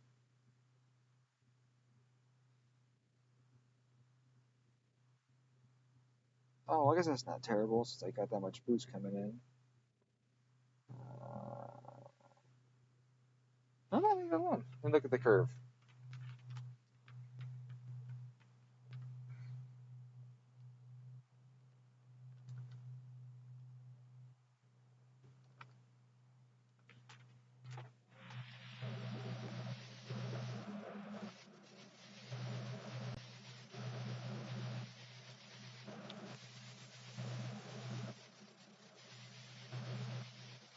Yeah, it's increasing towards red line still. So, can't bitch about that.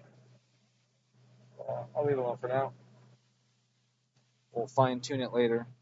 Right now the power curve looks really nice.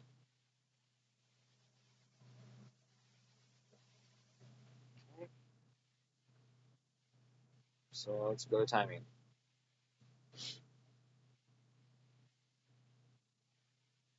I have some ramp in it, but I think my axes are just too large. So the ramp's not really coming into effect. 11, 12, 13, 14, 15, yeah. It's a little late on the ramp. I'm going to add a tiny bit.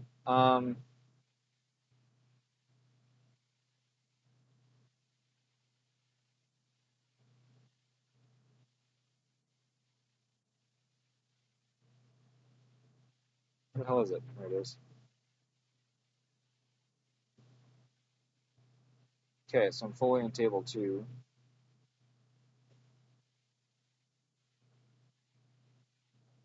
Table 2, I only added 1 degree over table 1 initially, so we'll throw a little more in there, but I want to add it based on RPM.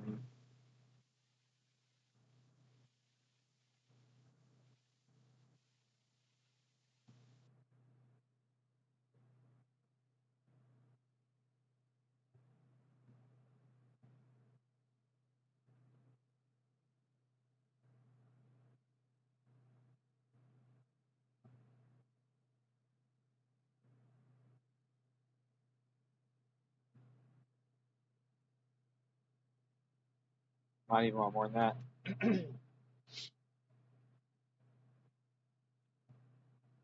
All right, looks good. Start these pulls a little later.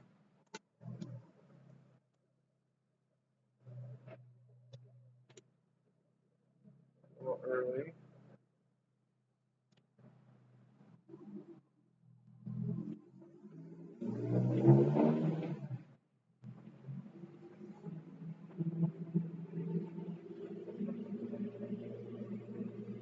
And don't stick to your stomach here.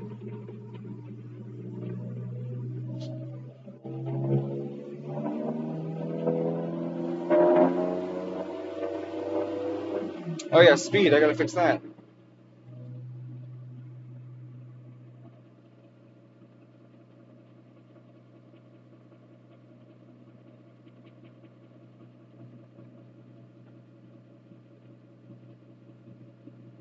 Yeah, I don't have the speed sensor turned on.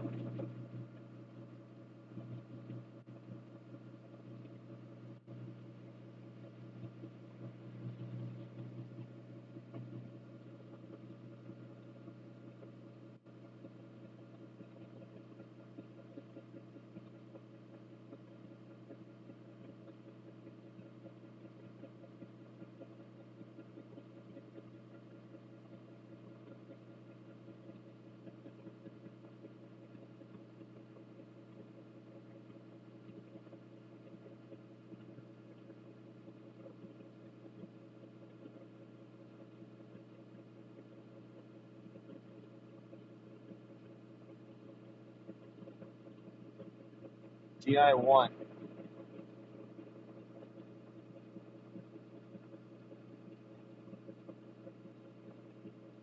What's that say? Multiple?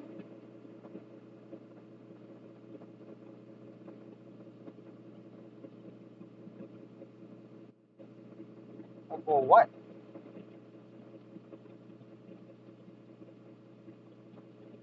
GI1. Left front wheel speed.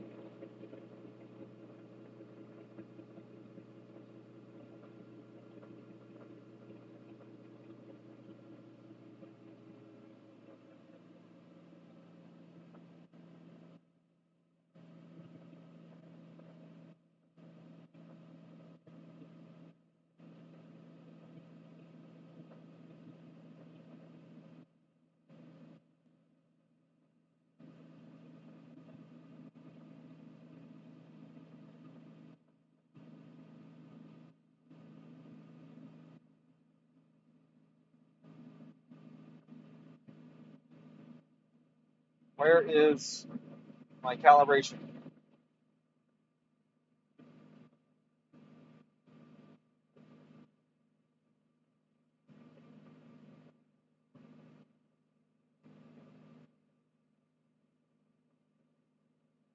I hate to keep moving shit around. It does me nuts. Calibration 2. Okay, well that ain't right. It's like 180 something or 190 something.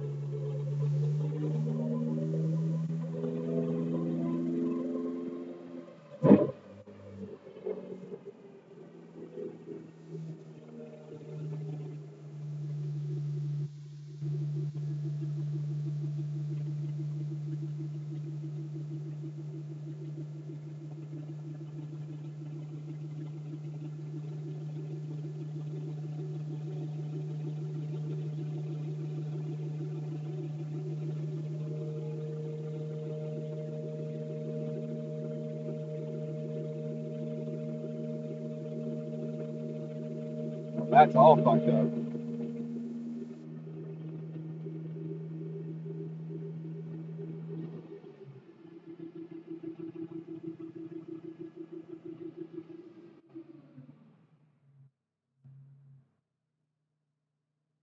That didn't work out at all.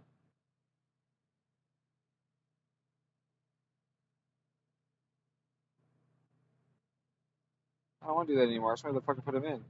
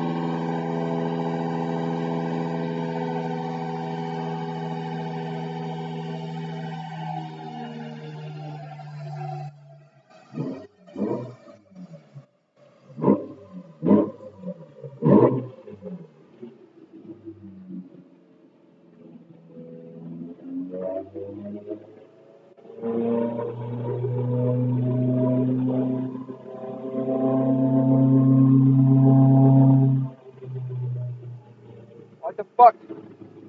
I wouldn't do cylinder or second gear correctly. This is annoying.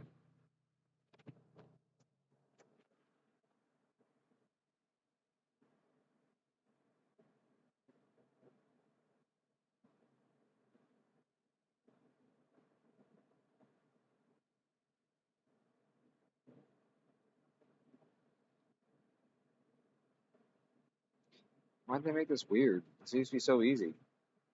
RPM and speed. That's what I want. Number of gears, 6.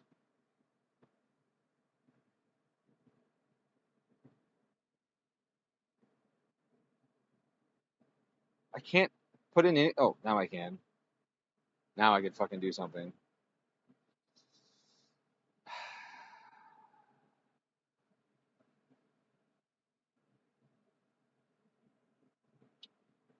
What are they? They're 1.07 in fourth on this box times 3.9s.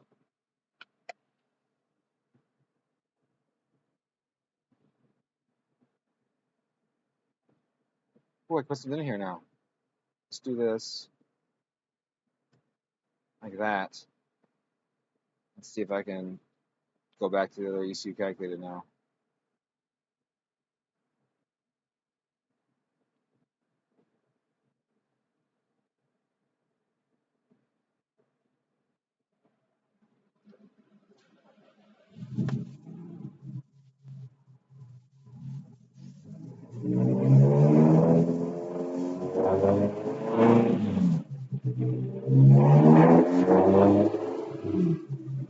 Hey!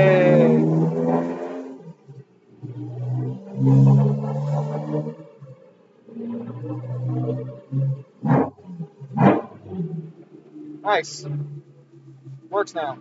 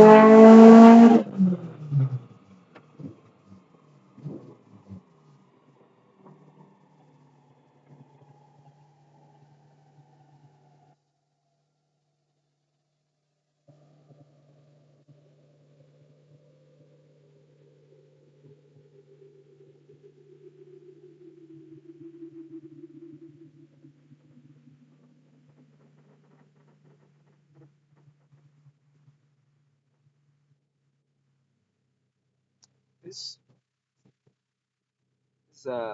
tack needs to be fixed. It's got scale only 6K. And I keep letting out because it's flashing lights at me and shit.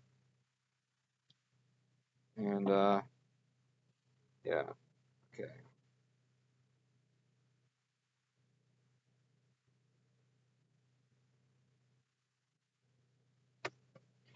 All right. That was a good pull. It was almost a 7.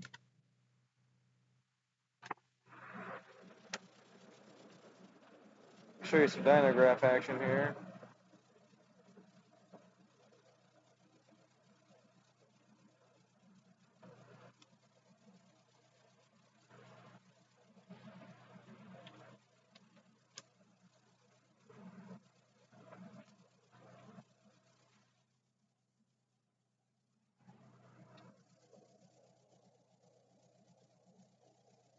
So boost and power. They lay right on top of each other for a little while there, so you can't see them both, but it just touches 20 and tapers to like 18 or 19 by 7,000. 450 something. That'll work. For the first pull. Alright, sorry for the dead time there, guys. I was trying to troubleshoot some stuff. The gear ratio. Oh, you son of a bitch. The gear ratio thing wasn't working. It was being really weird, so that was weird.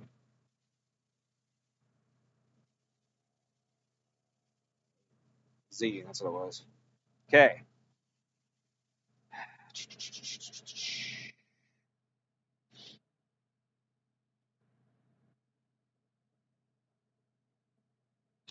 I feel like we put too big of a spring in the wastegate.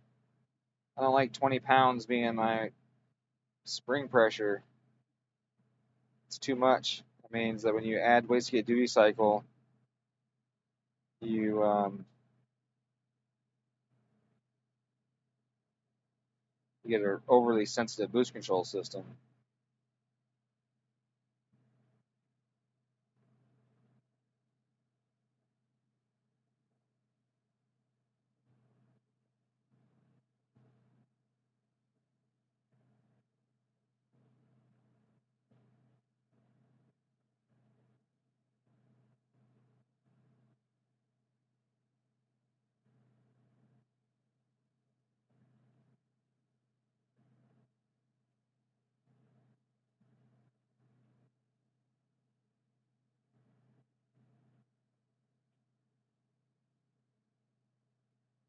So boost target's 14 pounds. This is absolute.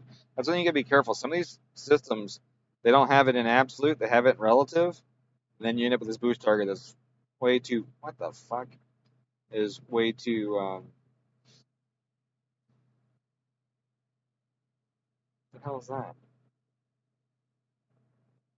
Unrealistic or off the chart another direction versus another.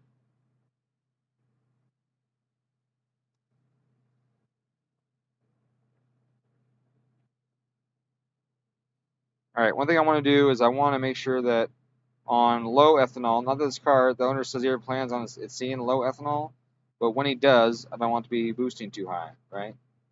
So I need to make sure closed loop, map, okay.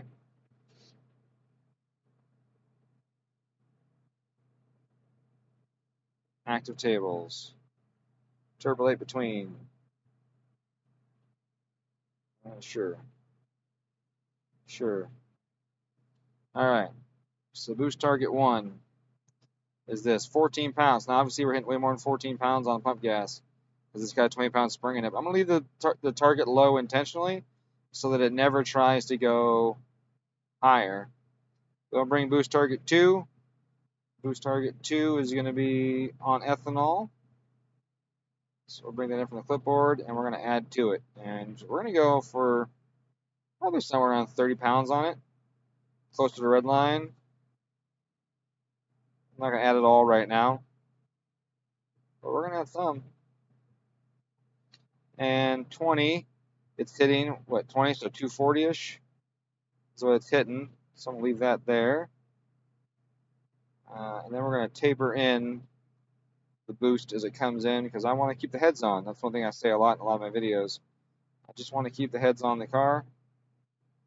So we'll do that, do just a little linearization in that direction. So we'll have like a 20 target here, and I go up to 22 or so, which is about what we're doing right now. So I'm going to jump it up from there now. I'm going to add a few pounds. And oh yeah, I have the right one. Okay.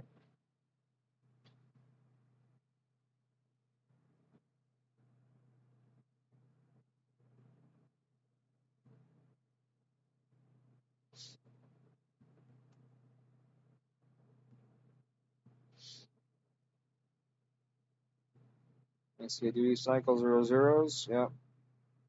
So pump gas, I want zeros because, like I said, I don't want the sucker being and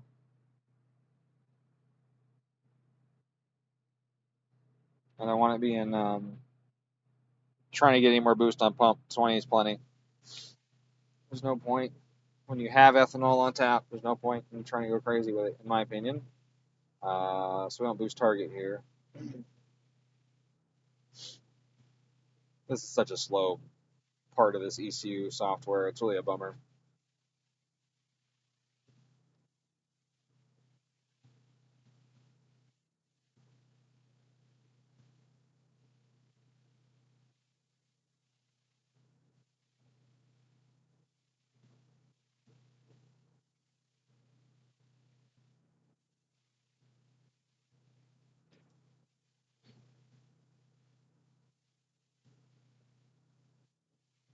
I don't know why I'm choosing odds, but I chose odds.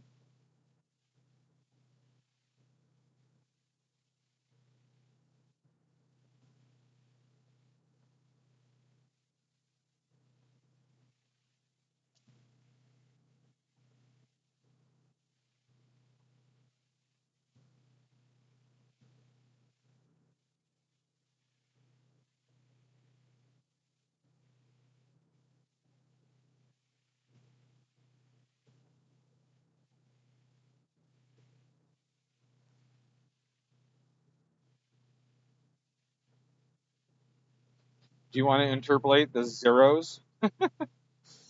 No, I don't. Thank you very much. I want to leave 9 at 0 in case he like way over revs it or something.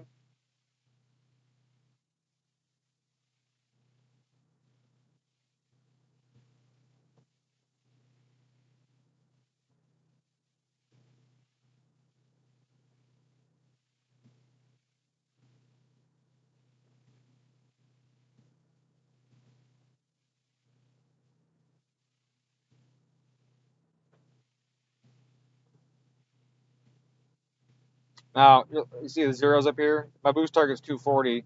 My wastegate's hitting it anyway, so why would I bother having it create oscillations? All right. Oh, I should probably double check my PID, make sure it's not too aggressive. It's pretty aggressive. We'll lower this down a bunch for now. Don't know how it's going to behave.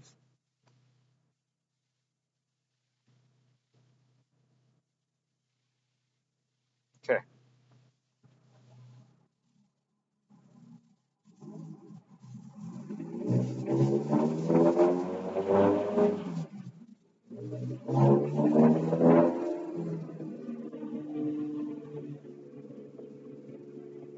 Well, that ain't gonna fucking work.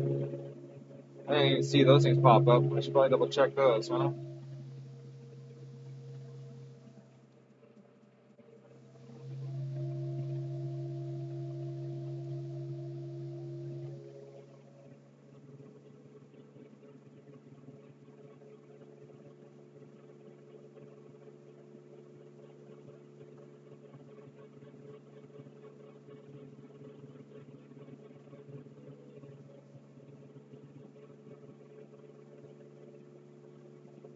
Oh, it was INT. I thought that was scrolling. My bad. That one. Alright, then that's not good. Target. IT wastegate. I think I said that one before. Didn't set this though. Wait. Oh, it's over here. Boost gear. Boost wastegate.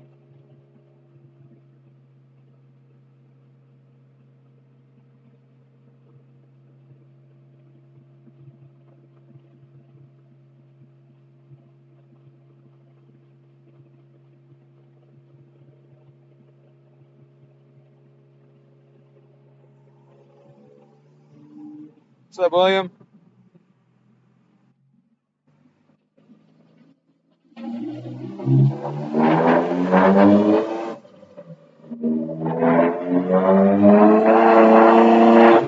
Actually.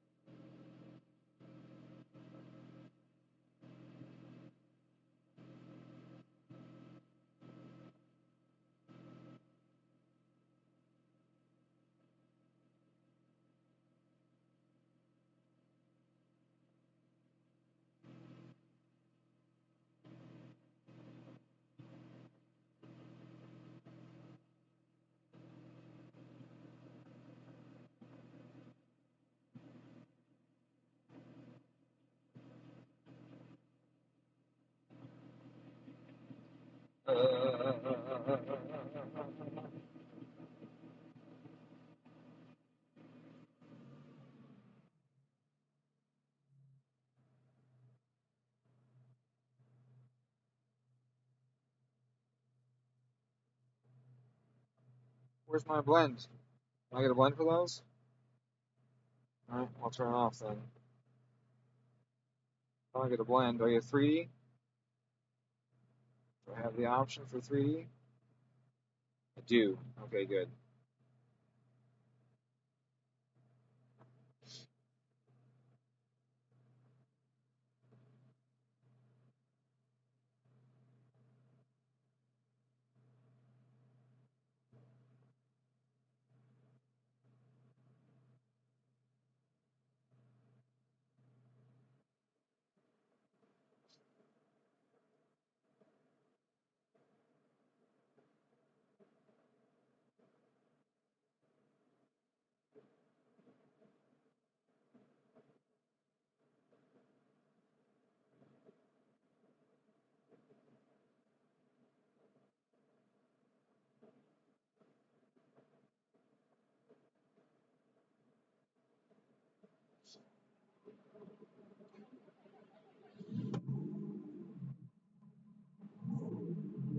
All right, let's do a pull. Now let's do a pull.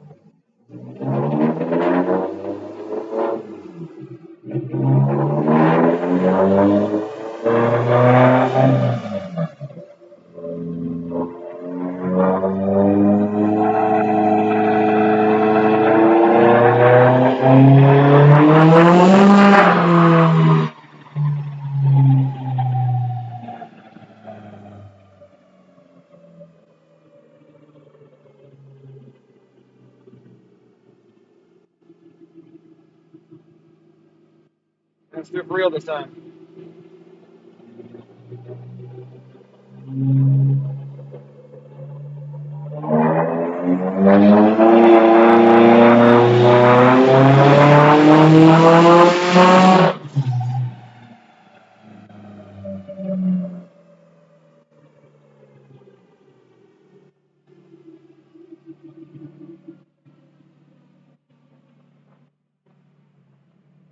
Well, I gotta tighten the straps because she just wanted to come off the dyno. It's going up a little too far. Where's our boost?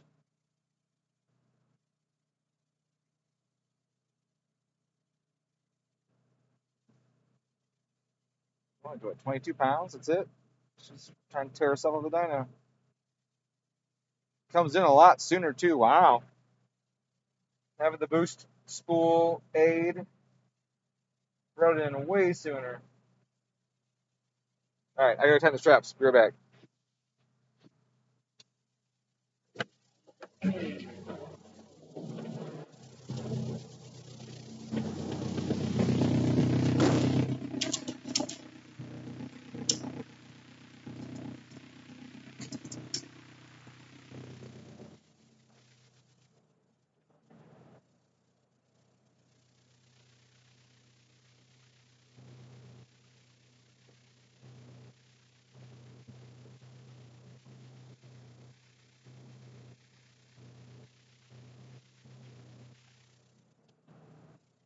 All right. I also stretched it out a little bit. That helps keep it from walking out of all of them at the same time. Excuse me. Boost control was pretty decent there.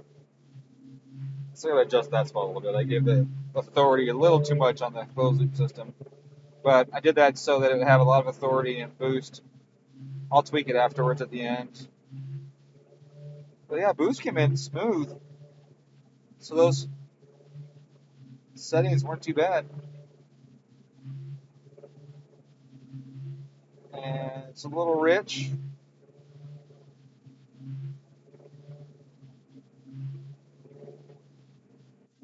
Let's see, I got the G4x endurance car, and that's a power cutting on a cranking position. They didn't have time to sort it. This is the first race this weekend. Oh, that's right, you didn't have me tune it. Power cutting? You mean loss of sync? So the Link has a lot of things for sync, and a lot of guys don't know how to use it. To be honest with you, they don't know how to get the all the crank sync settings correct. So there's a lot of options with the crank cam sync and how to do it. One of them is you don't have to sync it all the time. You just sync at the beginning, and what happens is the cam sensor will miss a home position sometimes, and it won't sync correctly. You get sync errors. So if you just stop listening to the cam position at a higher RPM, it doesn't fucking matter. The ECU knows where the crank is at. It doesn't lose track, right? It only needs to get sync once, unless it has a sensor problem and it loses sync again. But you got to tell it to not continually search for sync. So you just say get sync, and over 4,000 RPM, stop looking for it because you know where the crank is at. But a lot of guys don't realize that. So let's do this again.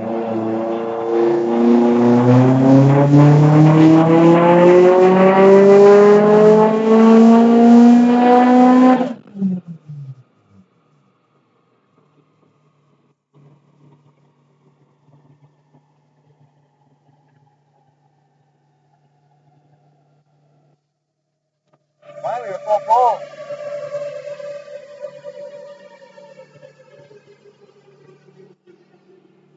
the spicy meatball. That was pretty good. Let's see, we got 11 degrees, 20 degrees by 76. I dig it.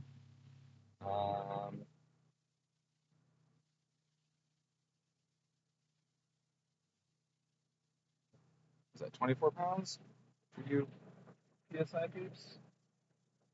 22 pounds, 23 pounds? What did it hit? Yeah, 23 and then tapered. Ooh, that's nice. Let me show you that. Let me clear all the other maps off here first. All the other graphs.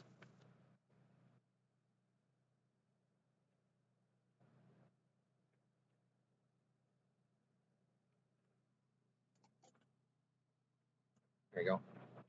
Ugh. Look at that.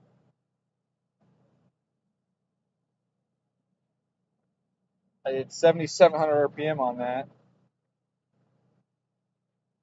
545 wheel. Peaking at 7,000 RPM. Taper was smidge. Looks like taper's kind of quick right there, which could be cam position changing too fast up top. It could be ignition events. Could have pulled some timing because I didn't adjust the knock threshold there, so it could have pulled some time based on engine noise. We'll find out in a second. We see the boost there. It's only 21 at redline, and it hits like 23 right there. It's only 22, somewhere around there. Down at 4,400. So it definitely picked up a bunch of action. Owner's looking at the graph, really confused by it. Look at his window.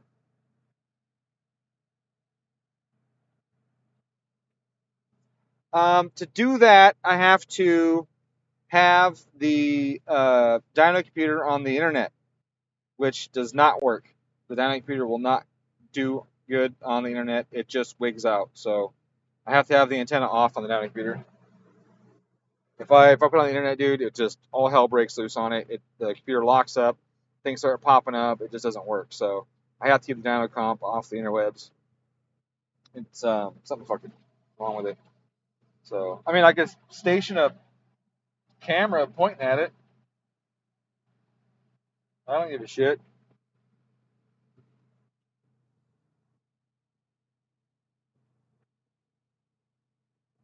That looks good. Be happy with that. Let's see how our fuel trims are. Way rich up top. So it's pulling 15% up top to hit our target, but it hits the target really well. 12% there. All right, so I'm gonna start pulling fuel out now. So 15% out of that spot right there.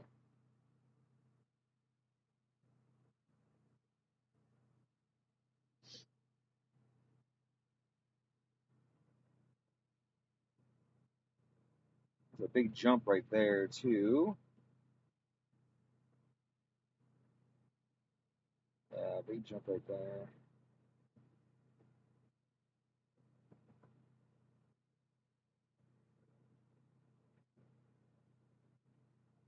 I'm just gonna take that all down.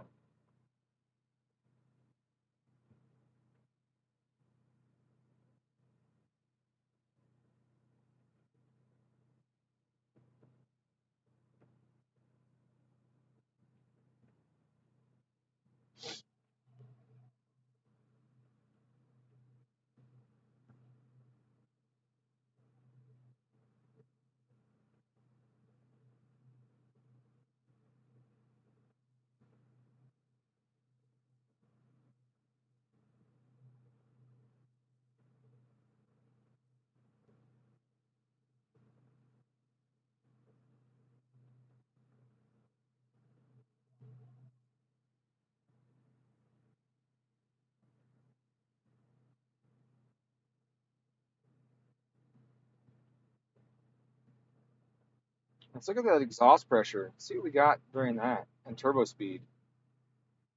We don't know what those are, and honestly, we can max this turbo out already. These things are pretty crazy, and 545 on a 700-something horsepower turbo is getting close, I bet.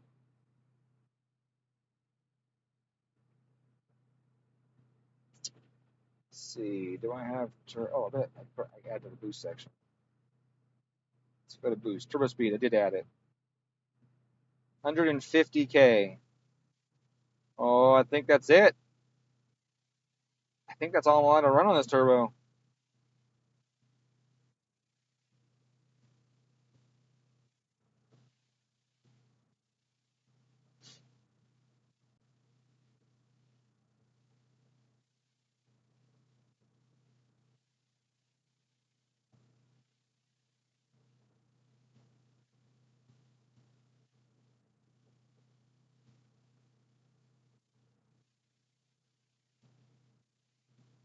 And you may know, Travis, remember how Dyno Dynamics totally screwed us when we got this dyno?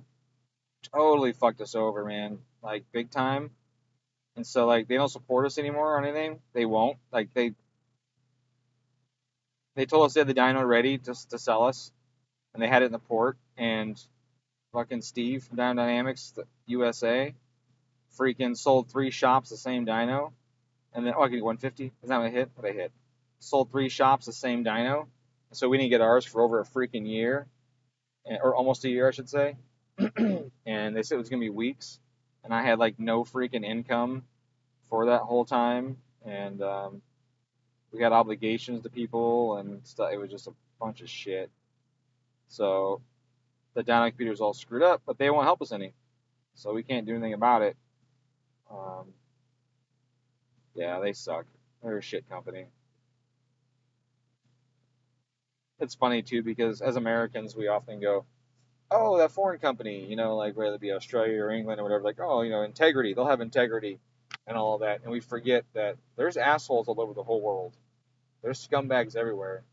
The owner of Dyno Dynamics in Australia wouldn't even help us out. In fact, when I posted a complaint to them, I sent an email pissed off, like, where the fuck's my dyno thing?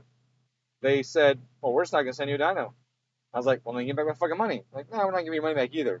I'm like, motherfucker, that's not how that works. But they literally threatened to keep our money and not send us a dyno because we weren't happy that they took a year to send us a dyno that they said they had made already.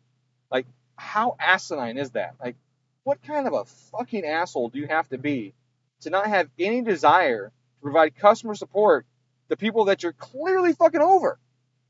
It's such a load of shit, man. What a terrible company. What a terrible fucking company. All right, so technically I've exceeded the speed limit of this turbo. Yeah, Dynocom's no better, dude. And fucking Cletus and them bought one. They drank the fucking Dynocom Kool-Aid. They had no idea what they were getting themselves into. Piece of shit dyno. And Garrett, he's just the nicest fucking dude in the world. He wouldn't talk shit about anybody, no matter how much they fuck him over.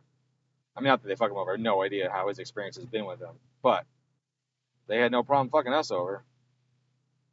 Dynocom was the first people I bought a dyno from. They were cocksuckers too.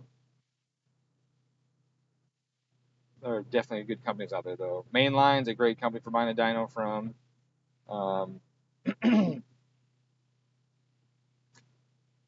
Mustang's a decent company for buying a dyno from too. They just charge for their support, which seems weird to me. I don't understand why you would charge for support. Like, you spend $100,000 with them, like, you should be giving your customer support. Dyno Dynamics has a bad rep in Australia as well. Well, they should. The guy that runs the place is a fucking dick. They should listen to you most so we can flawless. Yeah, I told you not to get the Dynacom. Told you not to get it, but it's all right, dude. You learned your lesson, and I get it. I tell people things all the time, and they don't fucking listen, and then their shit goes really bad, and then they follow me up. I should have listened. And like, I know, but I listen to my parents, so I get it. They told me things. I'm like, shut up. I know what I'm doing. I'm 17, or whatever age I was at the time. So I get it. Yeah, exactly. For being the cheapest dyno on the market, it definitely gave you the cheapest experience. But it got you in the dyno, got you to learn more about dynos, all of that. Let's pump it up there.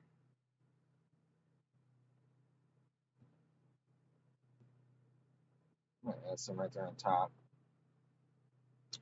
Check where this went. Okay, it didn't pull any timing. We stayed under the threshold the whole way. Cylinder 4 still loud. Still a loud bitch. Man, That's how it is. I'm trying to find a speed shop. They don't work on cars. Oh man, yeah, it's a tough time right now. Everyone's scared of the EPA. At least here, I don't know where you live. I don't know if you're a down or a down under guy or what, but everyone's afraid of the EPA. I mean, for good reason. They can ruin your entire livelihood based on rules they wrote that they don't have to show you. It's a shit deal. It's a real shit deal. Man, 704 is loud.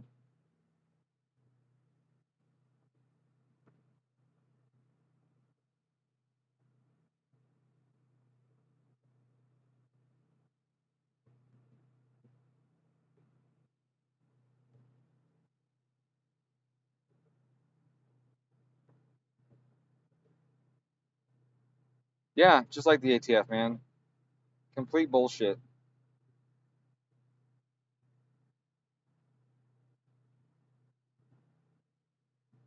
Yeah, fuck the ATF.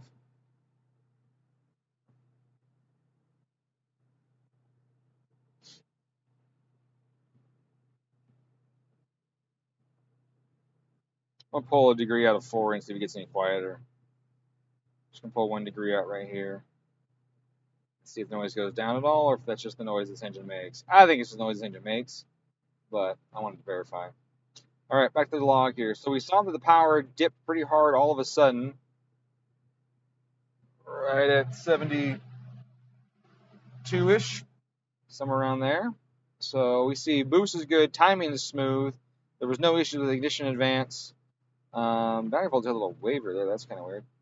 That probably went the fuel pump hit high speed right there, would be my guess. Dew cycles there good. Injectors are 81%. This makes sense. We're down at normal fuel pressure, and this is 1700s on high ethanol, not medium like we did.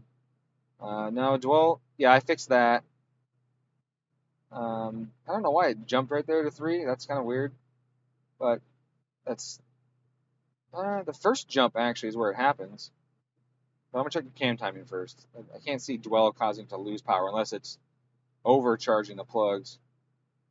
I do have to go from 5 to 0 there in this spot, and it could. These do.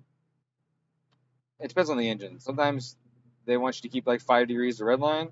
Sometimes they want to turn it to 0 by 6,000. So it totally depends. I'm just gonna go 5 to red line right here and see if that changes a little bit too.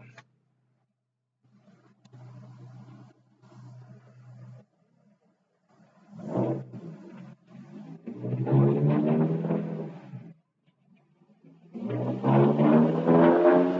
gonna roll the window up because it hurts my fucking ear. It's so loud. That thing gets going. Shoo-wee.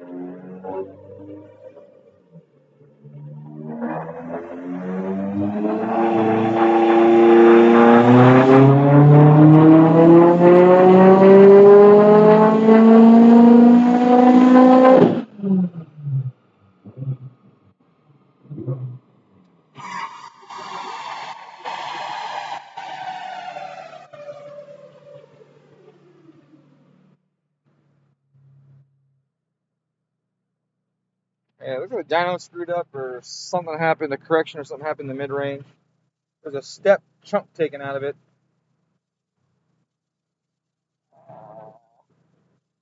Looks like power went up, I think. The lines are in the way. 556, so it did go up. I got some weird step change right there. I'm gonna double check to make sure that's not the intake air temp freaking out. The dyno has an issue with the weather system. Yep, that's what it was. I gotta put a jumper cable on the car. It starts building up noise. It's a 2.5. This one's a 2.5. The dyno starts building up static between some cars and some not. But what happens then is it somehow gets on the intake air temp or messes with the intake air temp reading, and then it starts doing this. You see the air temp is all whack. Oopsie.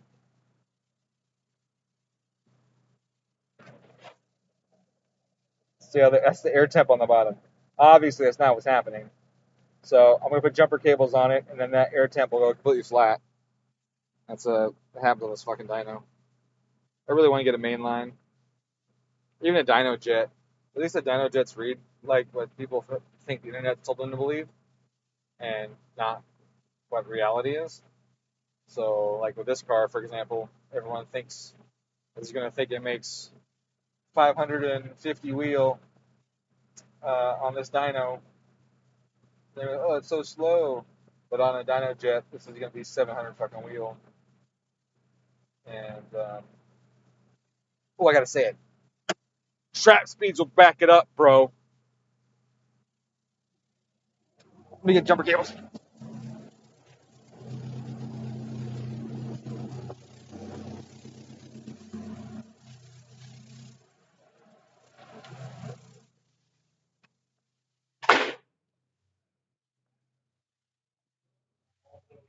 I need jumper cables to ground the car out.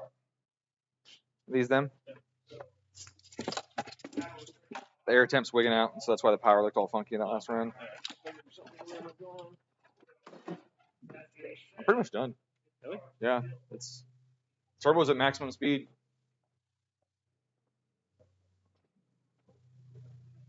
Turbo's at 155,000 RPM.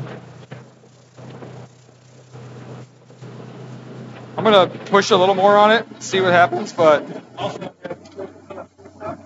oh yeah, all that stuff. Yeah.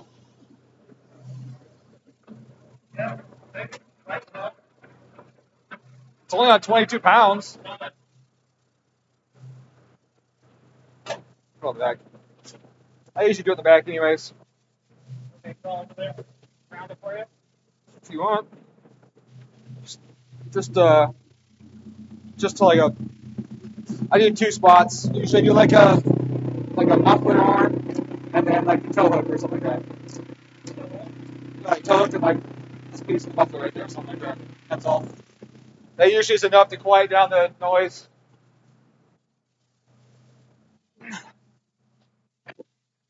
Sorry, Garrett, can't answer.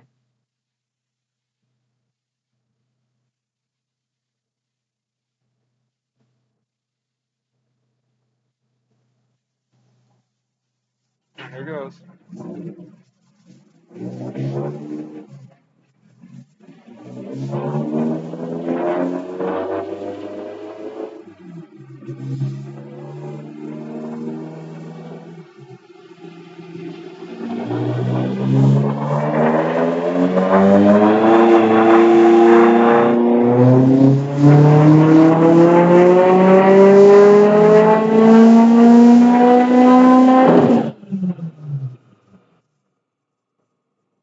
Actually got a boost oscillation not pulled. I didn't get one on a single fucking pull. I got one on, I think the one the last hole.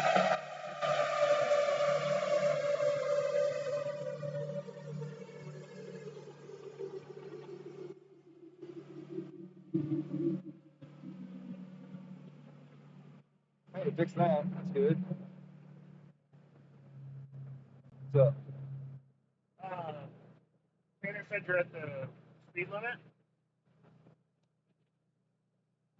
Are you though? Or are you at the rated speed limit? I'm at the rated speed limit. I'm at, We went another 22,000 in Igor. no, we did not go 22,000 on Igor's. What's that? We did not go 22,000 on Igor's. Or no, it was 11,000. Yeah. So 153,000 is where I am right now. I had a little wiggle up top. But what's weird is the wastegate duty cycle wasn't doing the wiggling by much, I don't think. Let's see, 24, 26. I mean, it was changing by a couple percent, creating a little bit of a wiggle up there. It's interesting. It looks really consistent. It's been really good so far, the whole tune until just now. Proportional, I could probably turn proportional down. Actually, I could turn derivative up, and that'll cool down proportional some. How's drive pressure look? I haven't looked at that yet, honestly. I thought I had it here, but I didn't. So let's bring it up. Let's find out.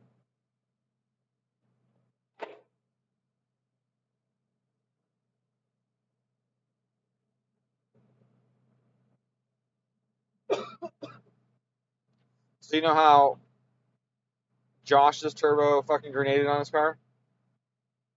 No. Remember when we ever replaced Josh's turbo? Or actually, Tyler replaced Josh's turbo for us? Yeah. Because it That was a grenaded? 3076. It was a Gen 2 3076, yeah. I wonder if that's related to pushing too hard. Hmm.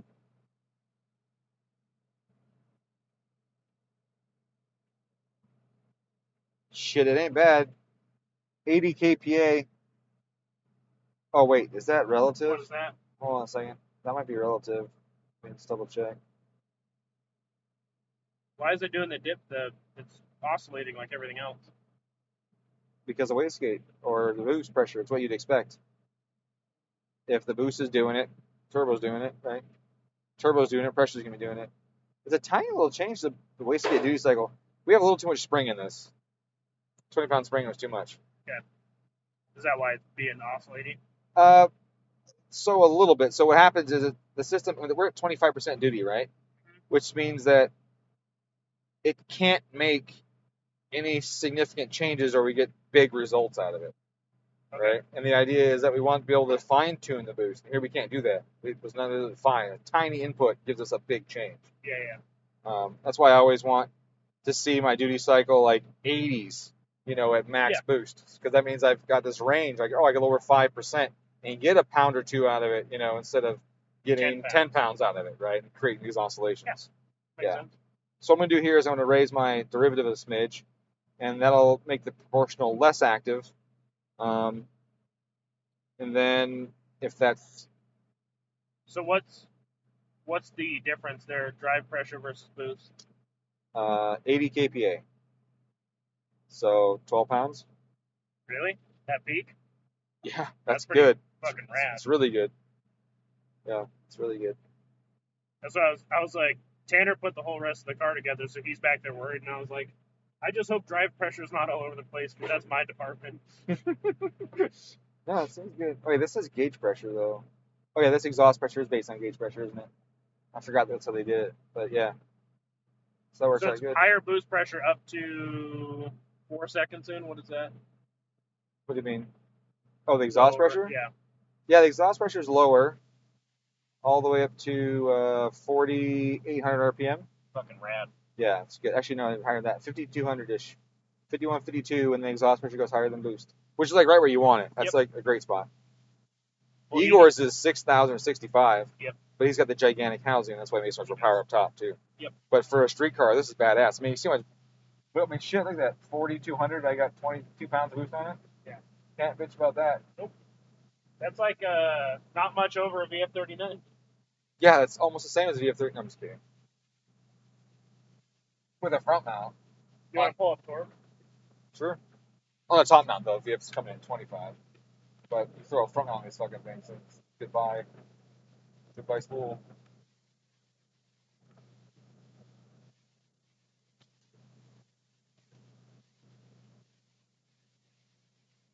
That's pretty dope.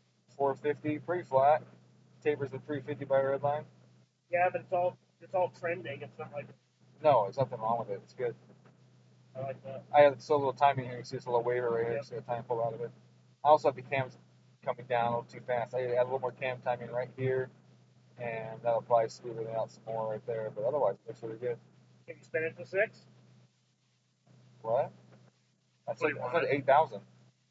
No, just 600. Wheel? Why would you want 600 wheel on a 770 horsepower turbo? There's this thing called math that exists. I mean, we overspun Igor. Yeah, a little bit.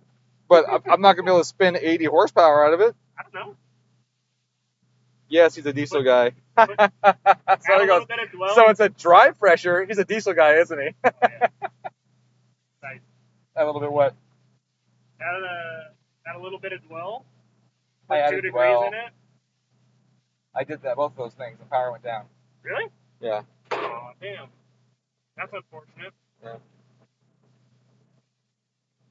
Oops. So, you see I got a closed loop trend of basically 10 to 13 degrees consistent here. So I'm going to raise my wastegate initial to get closer to that.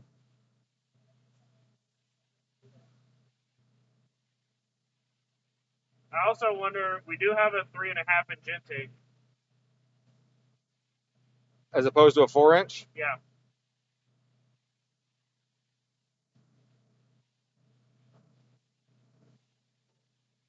I don't know exactly what that means, but you know, it's there. I mean, I can make a few changes to some things, and then we can yank it off and see what happens. Yeah. After I do a pull, do it in between pulls. Yeah. I was just curious if there was just a smidge left in it.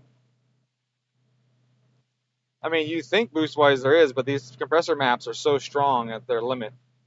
You know, Yeah, like they're limited. the compressor map they're limited by speed, right? Like, it's weird. I don't understand their limits. I don't know why they're so aggressive on it. I mean, Well, I mean, if you spin it faster and drive pressure doesn't go up, you know, that's not necessarily a negative thing. so 280 was the target, and it gave me 250. So I was targeting way more, but because I have the wastegate limited on here, then that must be why.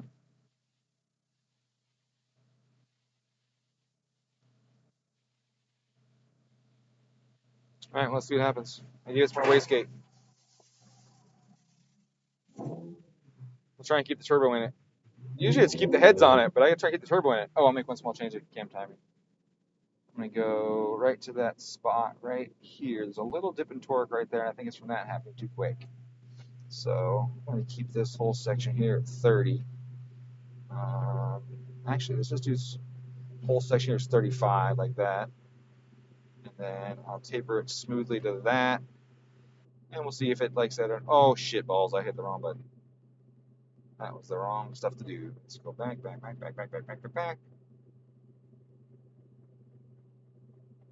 There we go. Okay.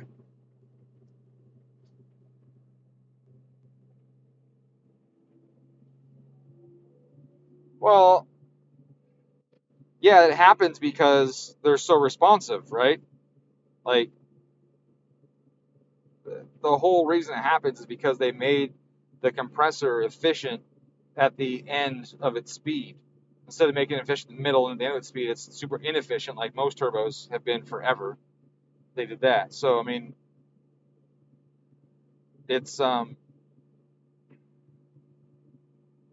seems expected to me.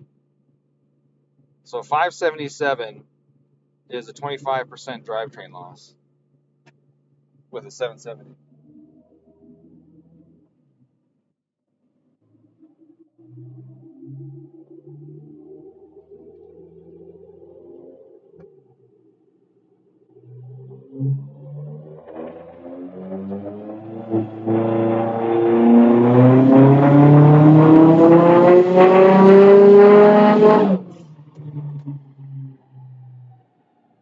That was tough. I had to let out of it. She was driving off the dyno again. It was a little fun. That's going to be the coolest footage because you almost lift all the way out of the rollers. It was up, that's for sure. What'd you do with that one? I added a lot of boost. You didn't want to stay in it? It was driving off the rollers. Yeah, this spring's way too much. Like, these are tiny changes. Okay. We're getting huge. We can fix that. Yeah. So I gotta lower this too. Gotta lower both of these. That's okay.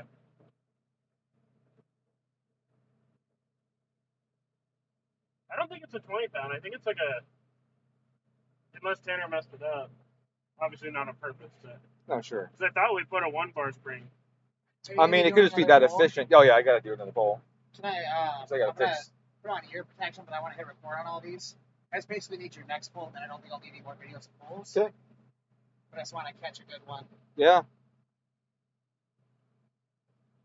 So I exceeded turbo speed at 6,300. By how much? 1,000. Oh, okay. By 6,300. So we'll see what happens. What? Could you give me a click on the front straps? Yeah. Not the rears though, just the fronts. Or are they already tight? Are they already tight?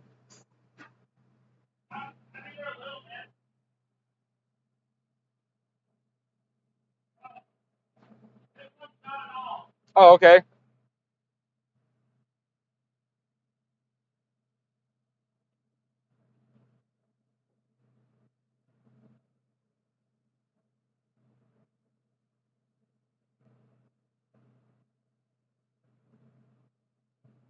front right was laying on the ground. Oh, well, that would do it.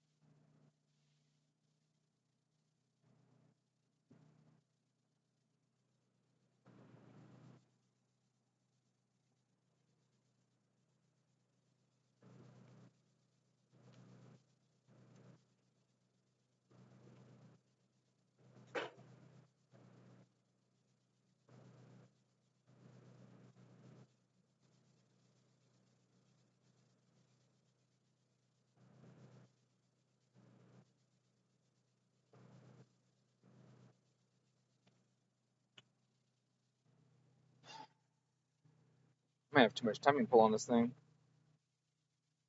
What's this other window? Oh.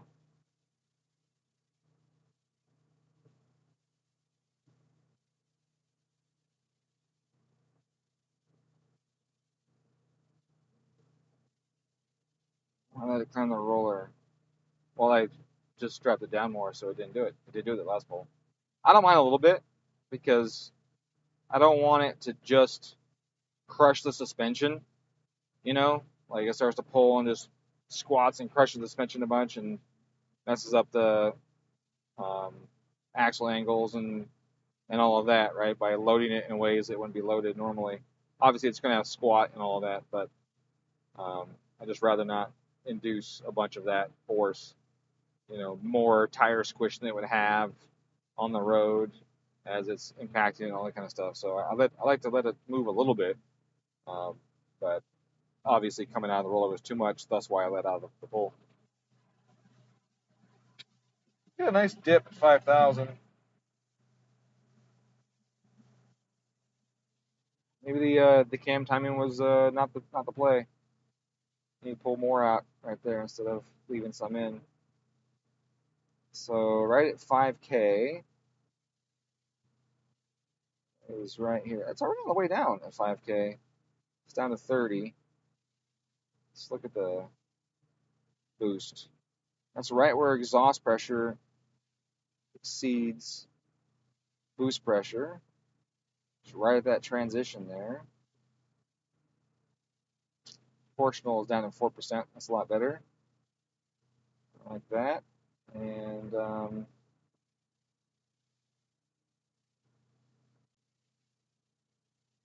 on.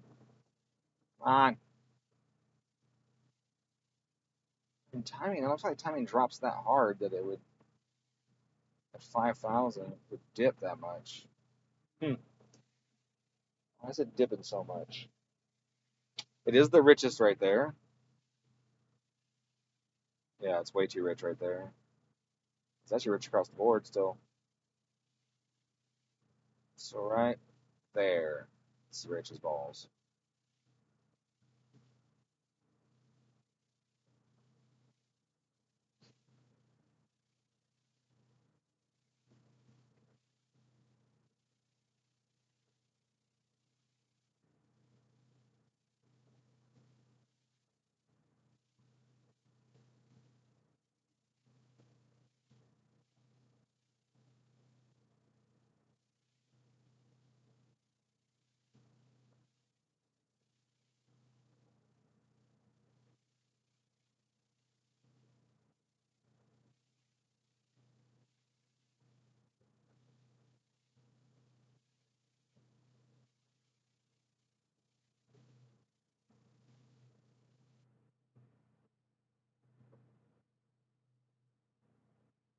never in this area, so I don't know how I would know what it is up here.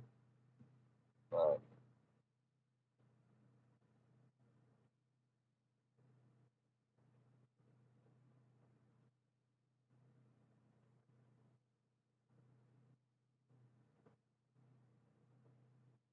okay.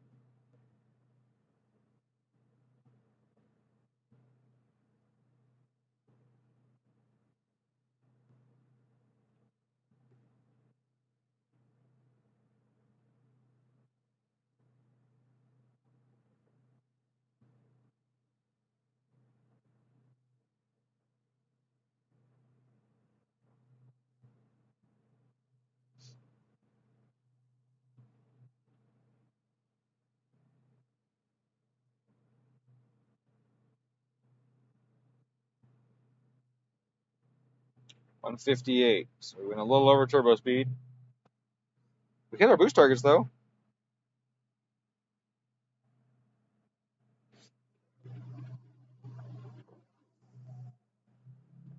Let's see if I can get that spot smoothed out.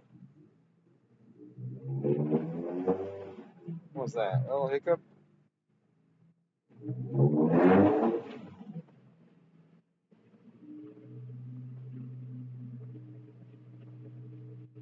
Turn this back down now. Don't need this high anymore.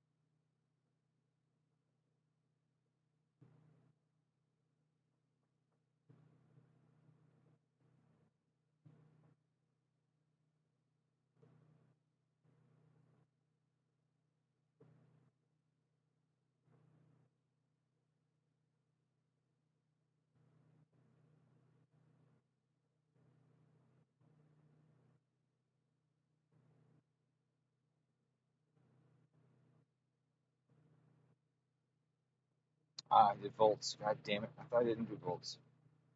Could have swore I selected the other one.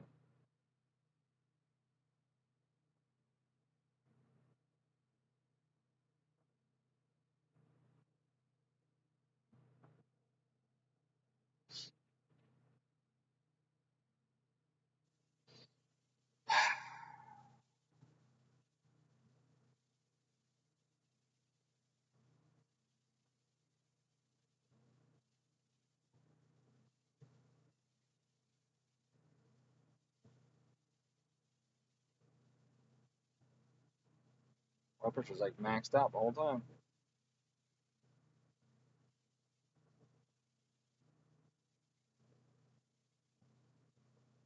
Fuel pressure's rock steady. Like that. Closed loop is still pulling a ton up top. through the whole thing. Why is it so damn rich? So here it's rich as hell. Right there.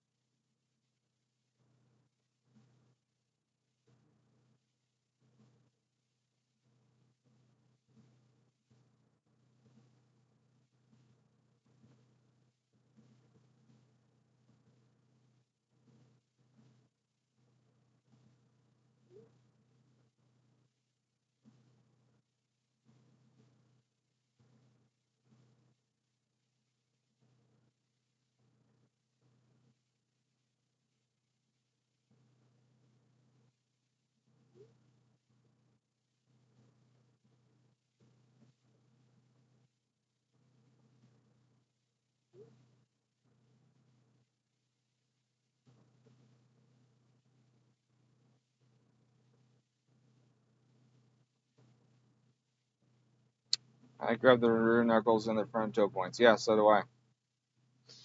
So I grab them too, but this dyno doesn't work like that. It doesn't just grab and hold back. This dyno holds down. So you go through the knuckle, but you got to go to the tie downs are in front. So you go from back to front and you pull down on it. You don't get the privilege of pulling back. There's nothing to attach to on the back. So this dyno is designed different.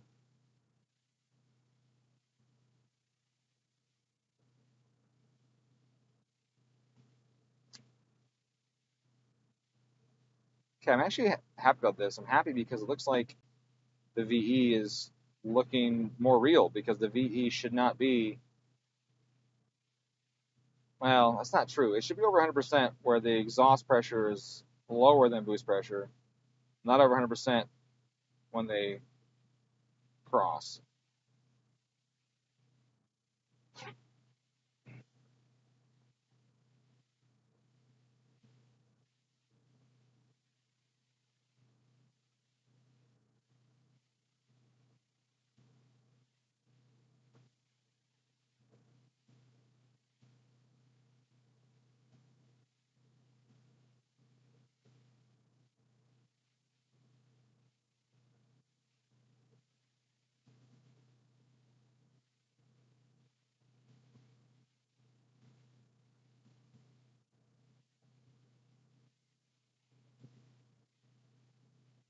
All right, that's some big bulk editing there. I've missed a few spots. Just I didn't even go to the right side. Nope, I did not.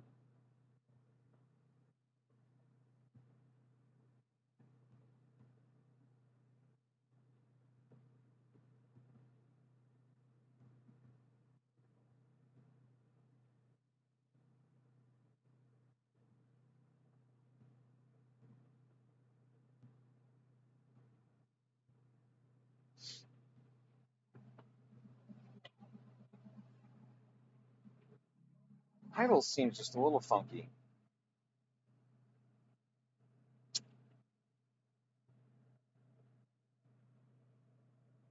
It's just a little high or something.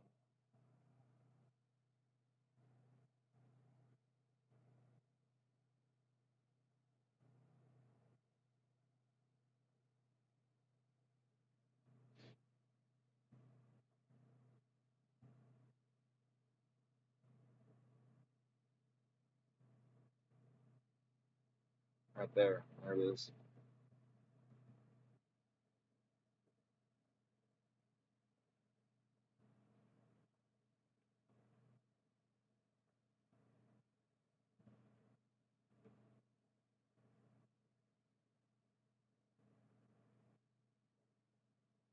That's better.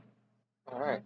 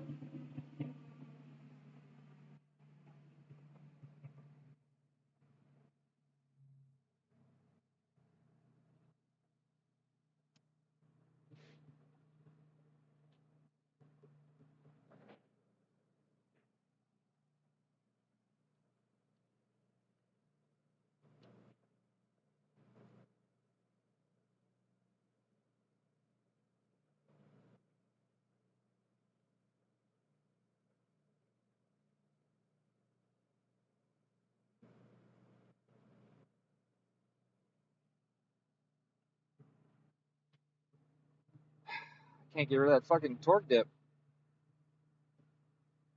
Is it still that rich there? Damn, it's still rich. How rich it is. What the fuck?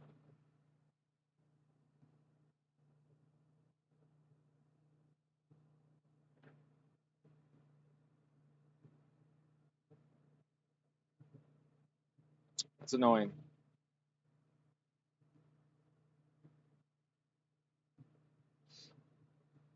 Like I'm pulling fuel out like crazy here and just not seeing the results in the end.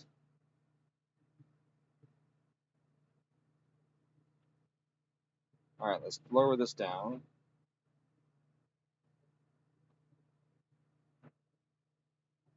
See if that helps.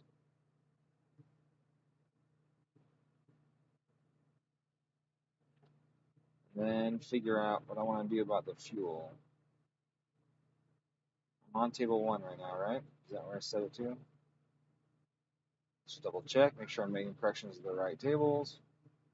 If you don't see the results you expect, definitely want to check that stuff. So I'm on table. Wait, what happened? I was on table 1.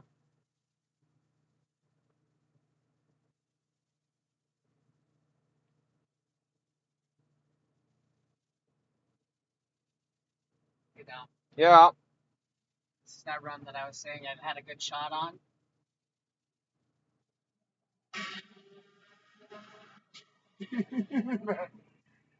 Yeah. What the fuck, dude? I changed it to 0 earlier, and it's back to 100.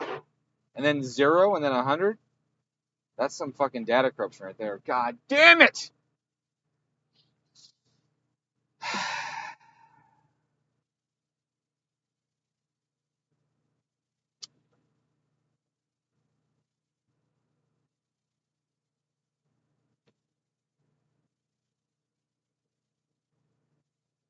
That is so annoying.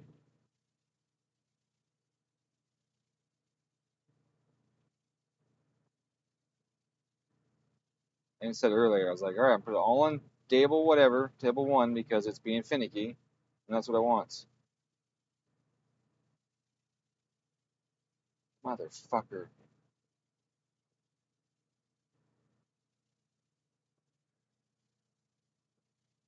There you go. When you don't get the fucking results you expect, definitely check.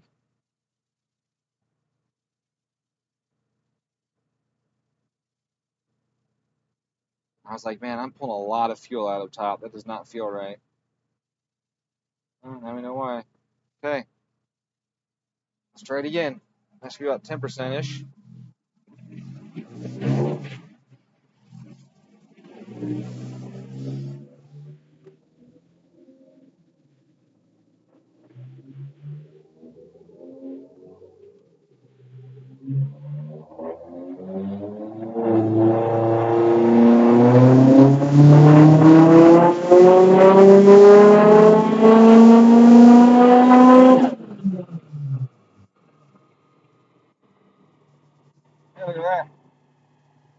almost like it was too rich.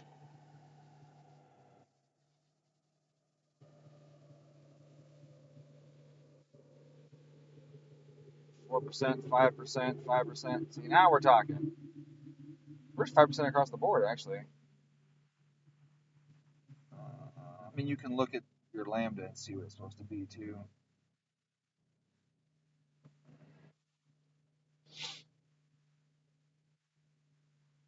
God damn it, dude. I don't know if you were here early in the tune, I said, I can't adjust this fuel map easily. I'm just going to fucking set it to table 1, because it kept loading table 2 right here. So I'll just set table 1, so I set all to 0, and it's like it didn't take or something, or I turned the car off once, or who knows what happened, but it didn't fucking take, and that's what happens. That's what friggin' happens.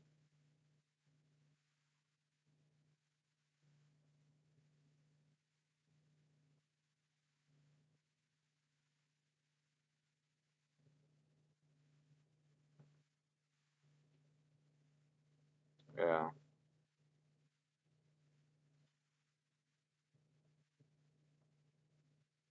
Okay, I bet that's a lot better. So it's got some holes in it. I could tweak. There's a hole right there. I want to get to right there. Let's do this whole spot right here. That. And then I'll tweak that a smidge when I get in there.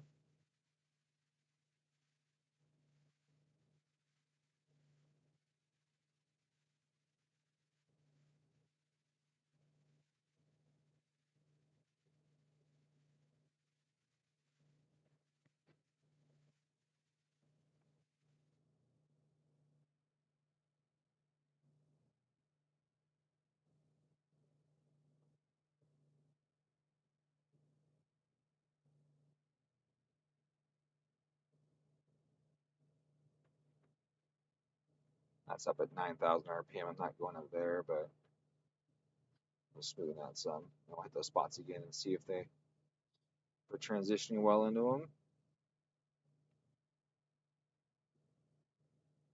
Now you see the VE going up and then going down again? I expect that. If an actual VE system, you will get that result. Oops, I went too far. That's going to probably hurt startup.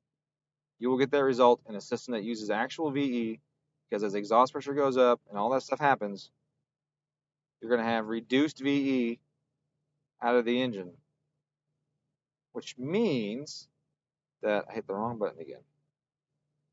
Which means that you're going to have a peak VE earlier, or what am I trying to say? Later, and then some earlier based on pressure. So you're going to see a peak early and a peak late. Or it should be the other way around, right? It should be a peak late and a peak early. But we'll test it in a minute. This might be too high. Yeah, just do some big fucking changes here and then hit all these spots again and make sure that it's about right.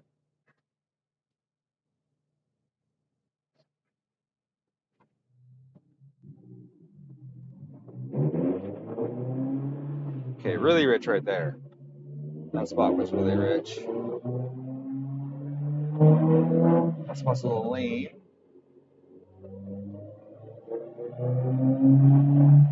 Okay, it's lean there because the lambda is slow to respond. I turned down the gain so much that I kind of screwed it.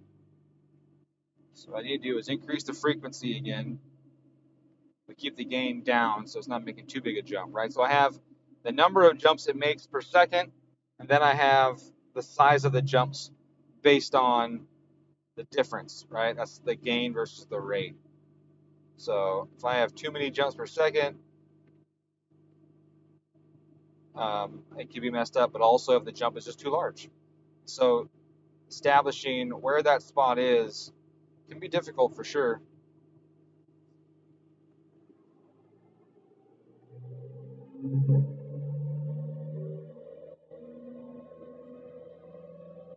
See, it went negative 25 there, so I got a spot in there somewhere I got to adjust.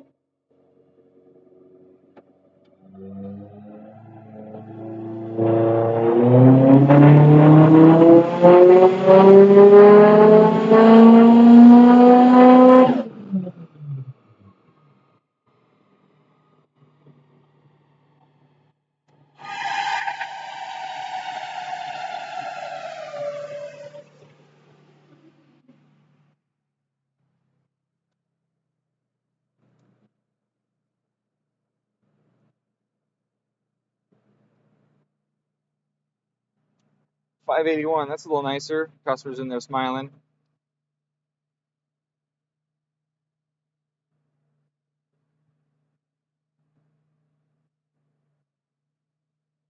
Where's that hole at? Right there. Okay, I see you. And you. Oh, that's way too high right there. Okay. Yep.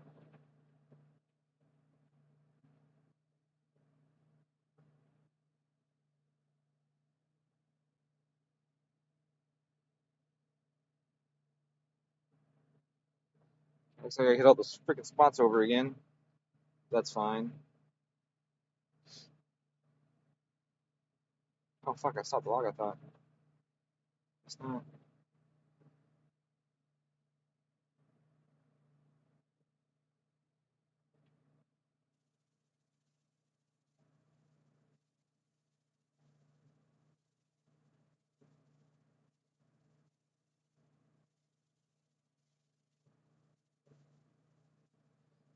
All right. Now we're on target, and we're still within 5%. 5% to fix that error. I'm fine with that. I'm fine with leaving that in because I'd rather it has to pull a smidge to hit target than start adding fuel. You know, because different different environments, different temperatures, different loads, and everything that happen as you're driving it around. I'm good with that. Wastegate duty cycle, or wastegate duty cycle, injector duty cycle 77%, which makes sense. I don't want that. I don't want that either, but I guess that's what I have to deal with. Right here. This tool is interesting. Is doing this step up. I don't care. All right, that's all beautiful there. How's this guy? A little waver in the boost through here. Cam timing looks fine. The torque dip's gone. Mostly because I lowered the torque in front of the dip. That torque dip was from the fuel being so far out of whack. It was just quenching the cylinder.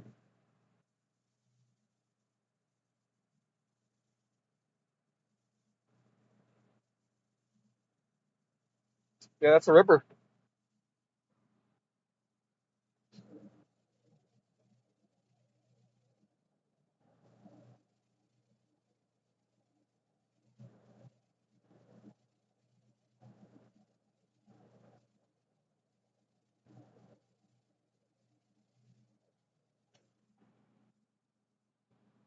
All right, let's get those spots down to lower cells again.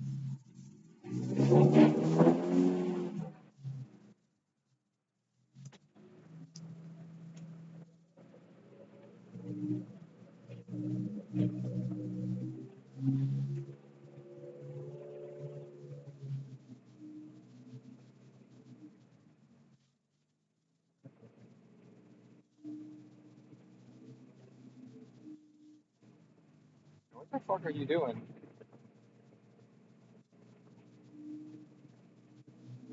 You know what?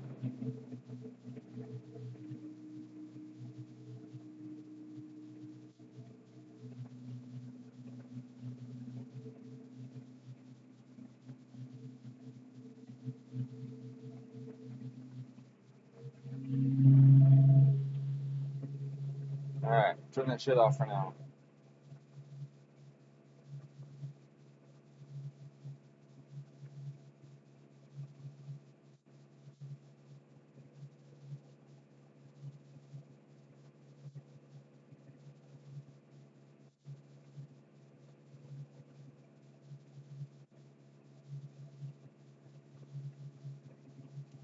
Am I not setting this to 0? Am I screwing this up?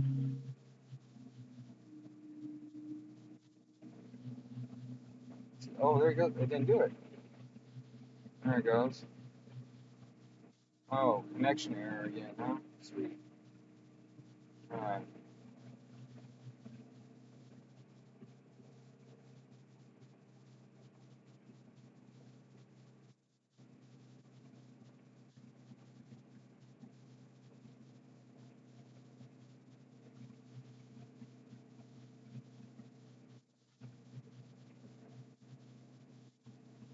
That's good right there. One.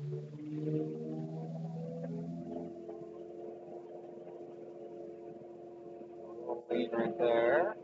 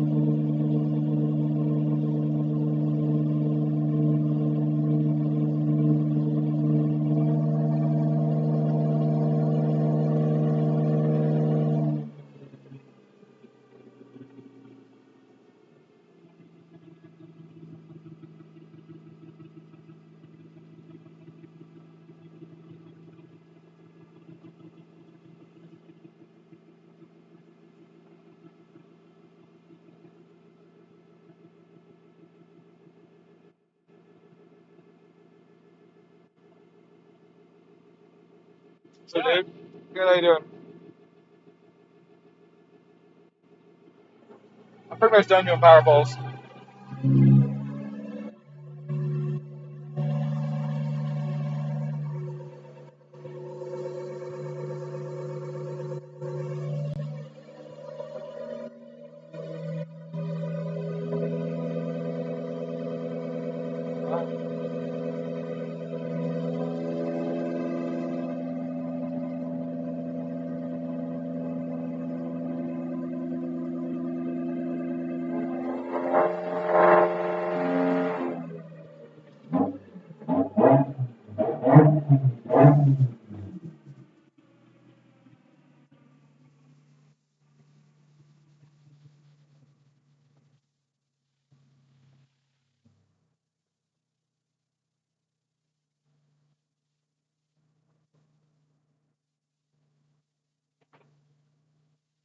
you playing with? Drivability stuff. Oh, nice. I think I'm done. Making some spice. Yeah, I think I'm done. I think finito.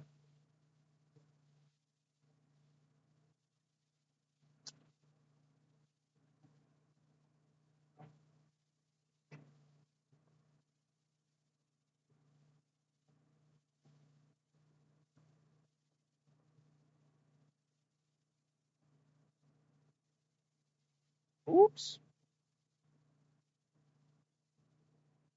Hold on. Ole. So I got a question. Yeah. I don't know why my brain is not working with this. Okay. But PCB valve can suck through it into the engine, but not boost pressure out. Right.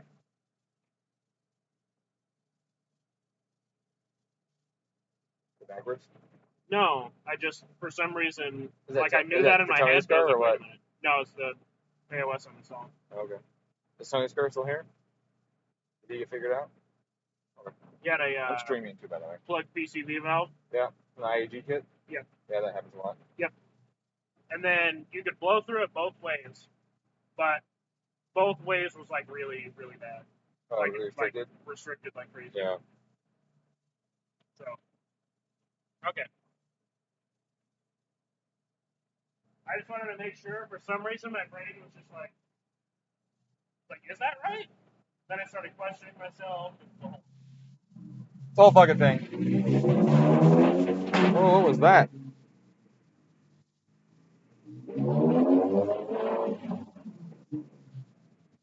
This is still way too high, huh?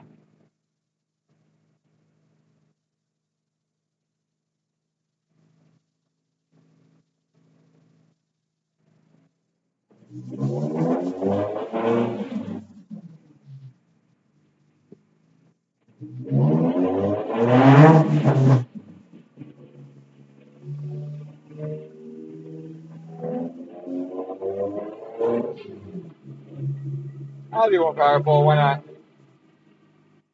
Put the window up.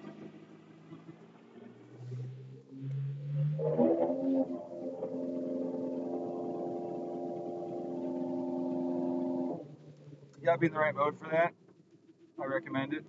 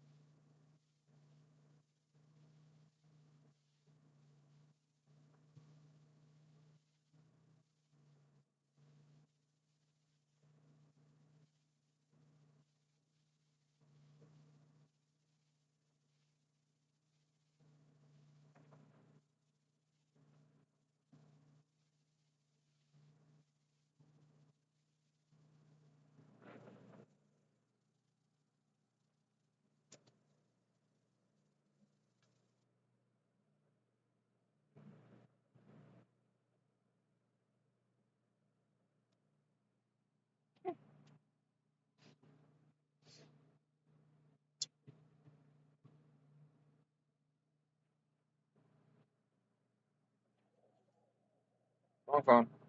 I'm a Deming. 585. Picture's kind of fuzzy though. I don't know why this phone can't do not fuzzy pictures. I don't know.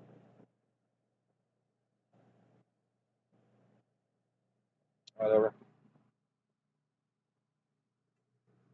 Alright, I think that's it. I just need to change my tables a bit. So I did everything on number 1. I'm going to copy that, export that to clipboard. Put that on number 2. I'll import that from clipboard, like so. I'll take number 1. I'm going to drop it a few percent.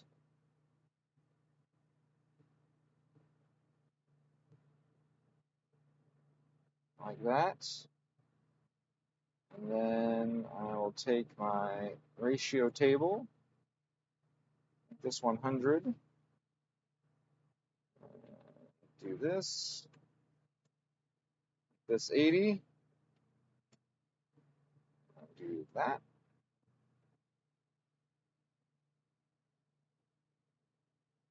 And then we'll pull a tiny bit more out of there, which will probably make up the difference actually. There, and I think that we're good to go after that. Oh, I do want to lower cylinder 4 a tiny bit. We want to just pull another couple percent off of its sensor.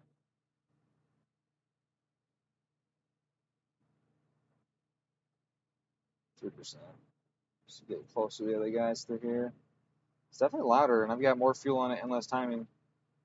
But the problem with this shit is you don't know if it's knock or just engine noise. It shouldn't be knock, especially not with less fuel and more time out than the other cylinders. But when you rev it up without load, it still gets louder, so that's usually engine noise. Now you can tweak that some more with altering the window start. This is pretty conservative, really, with it. With a Subaru, like if you set this like 25, it's not a big deal. Like that's no problem because knock doesn't usually happen until like 20 degrees after TDC, anyways. And the Subarus have such crazy advanced ignition curves that the cool thing with that is that you're potentially getting outside of the window when the valve's shut. So that's not bad.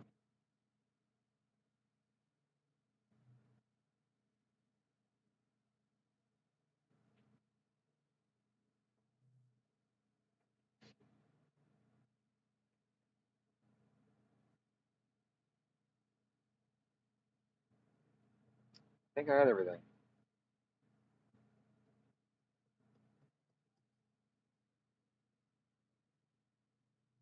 Yeah, it's because I paid for the Pro, and for some reason it won't update to the Pro on this phone.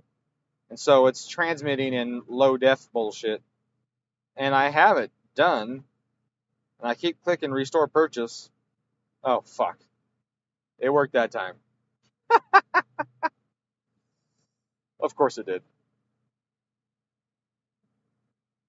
Of course it did.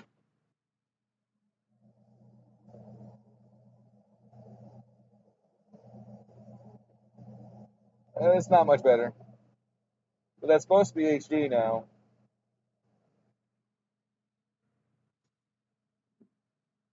Dude, I fought that for hours the other day. I just kept clicking restore purchase over it, and it wouldn't do it. And then just now I did it and went, okay.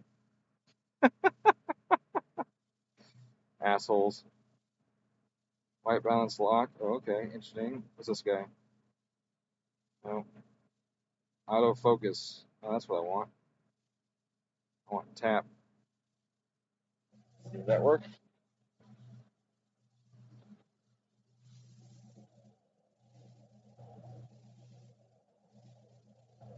Tap, tap, tap, tap, tap. Tap, tap, tap, tap, tap. Nope. Nope. That's closer. A little better. Alright, what else do I got? What other settings do I have?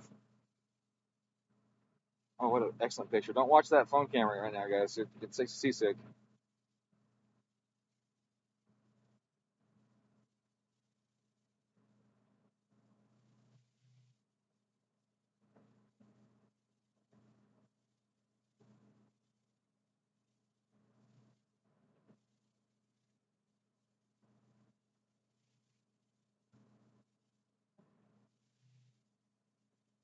Okay.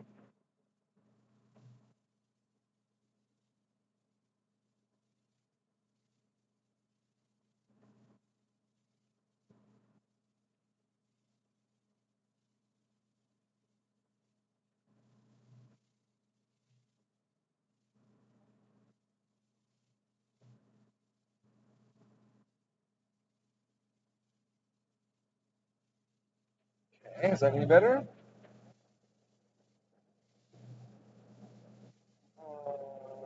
Nope.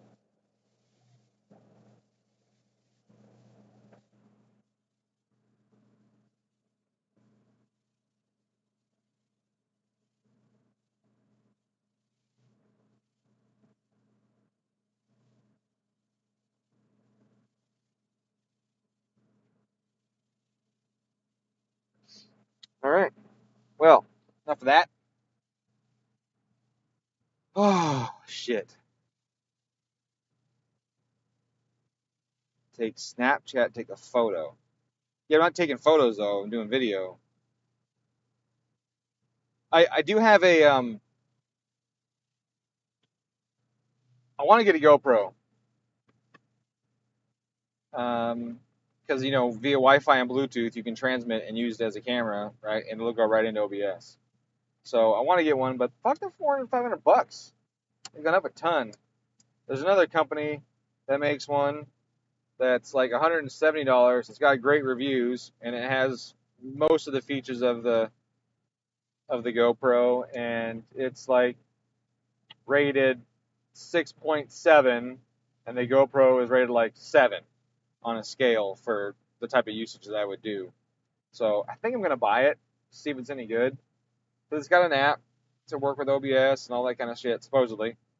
And I think I'm gonna buy it. But like, if I use the Pixel, which blew up, that's fine. Like I can do that. I can get that image there. But the Pixel blew itself to bits. This phone was $1,000 and was supposed to be really good and supposed to have a really good camera, etc., etc. But I'm not sure that it's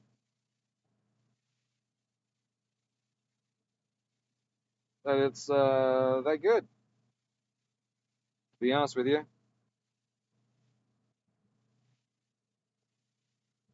I mean, I bought the camera, or the camera. I bought the phone a while ago, and I ended up just turning it off, taking the SIM cards out, and setting on the freaking on the desk in the drawer because I hated it. It was terrible. It was a OnePlus. OnePlus is supposed to be like badass phones, and so I paid. As I said, the first phone I ever paid like $1,000 or more for, and I got it. I was super pumped about it, and I hated it. So it's been sitting in my drawer ever since I got it, and it's a like an 8 Pro something something something, and I haven't used it. I changed the camera that it's using. It's a little better, kind of, maybe. I don't know. Like not zoomed in, it's nice. Like it's got good clarity. It just the zoom sucks. It's like it's all digital. And I'm not that far from the computer. It's only 6 feet away. I don't know.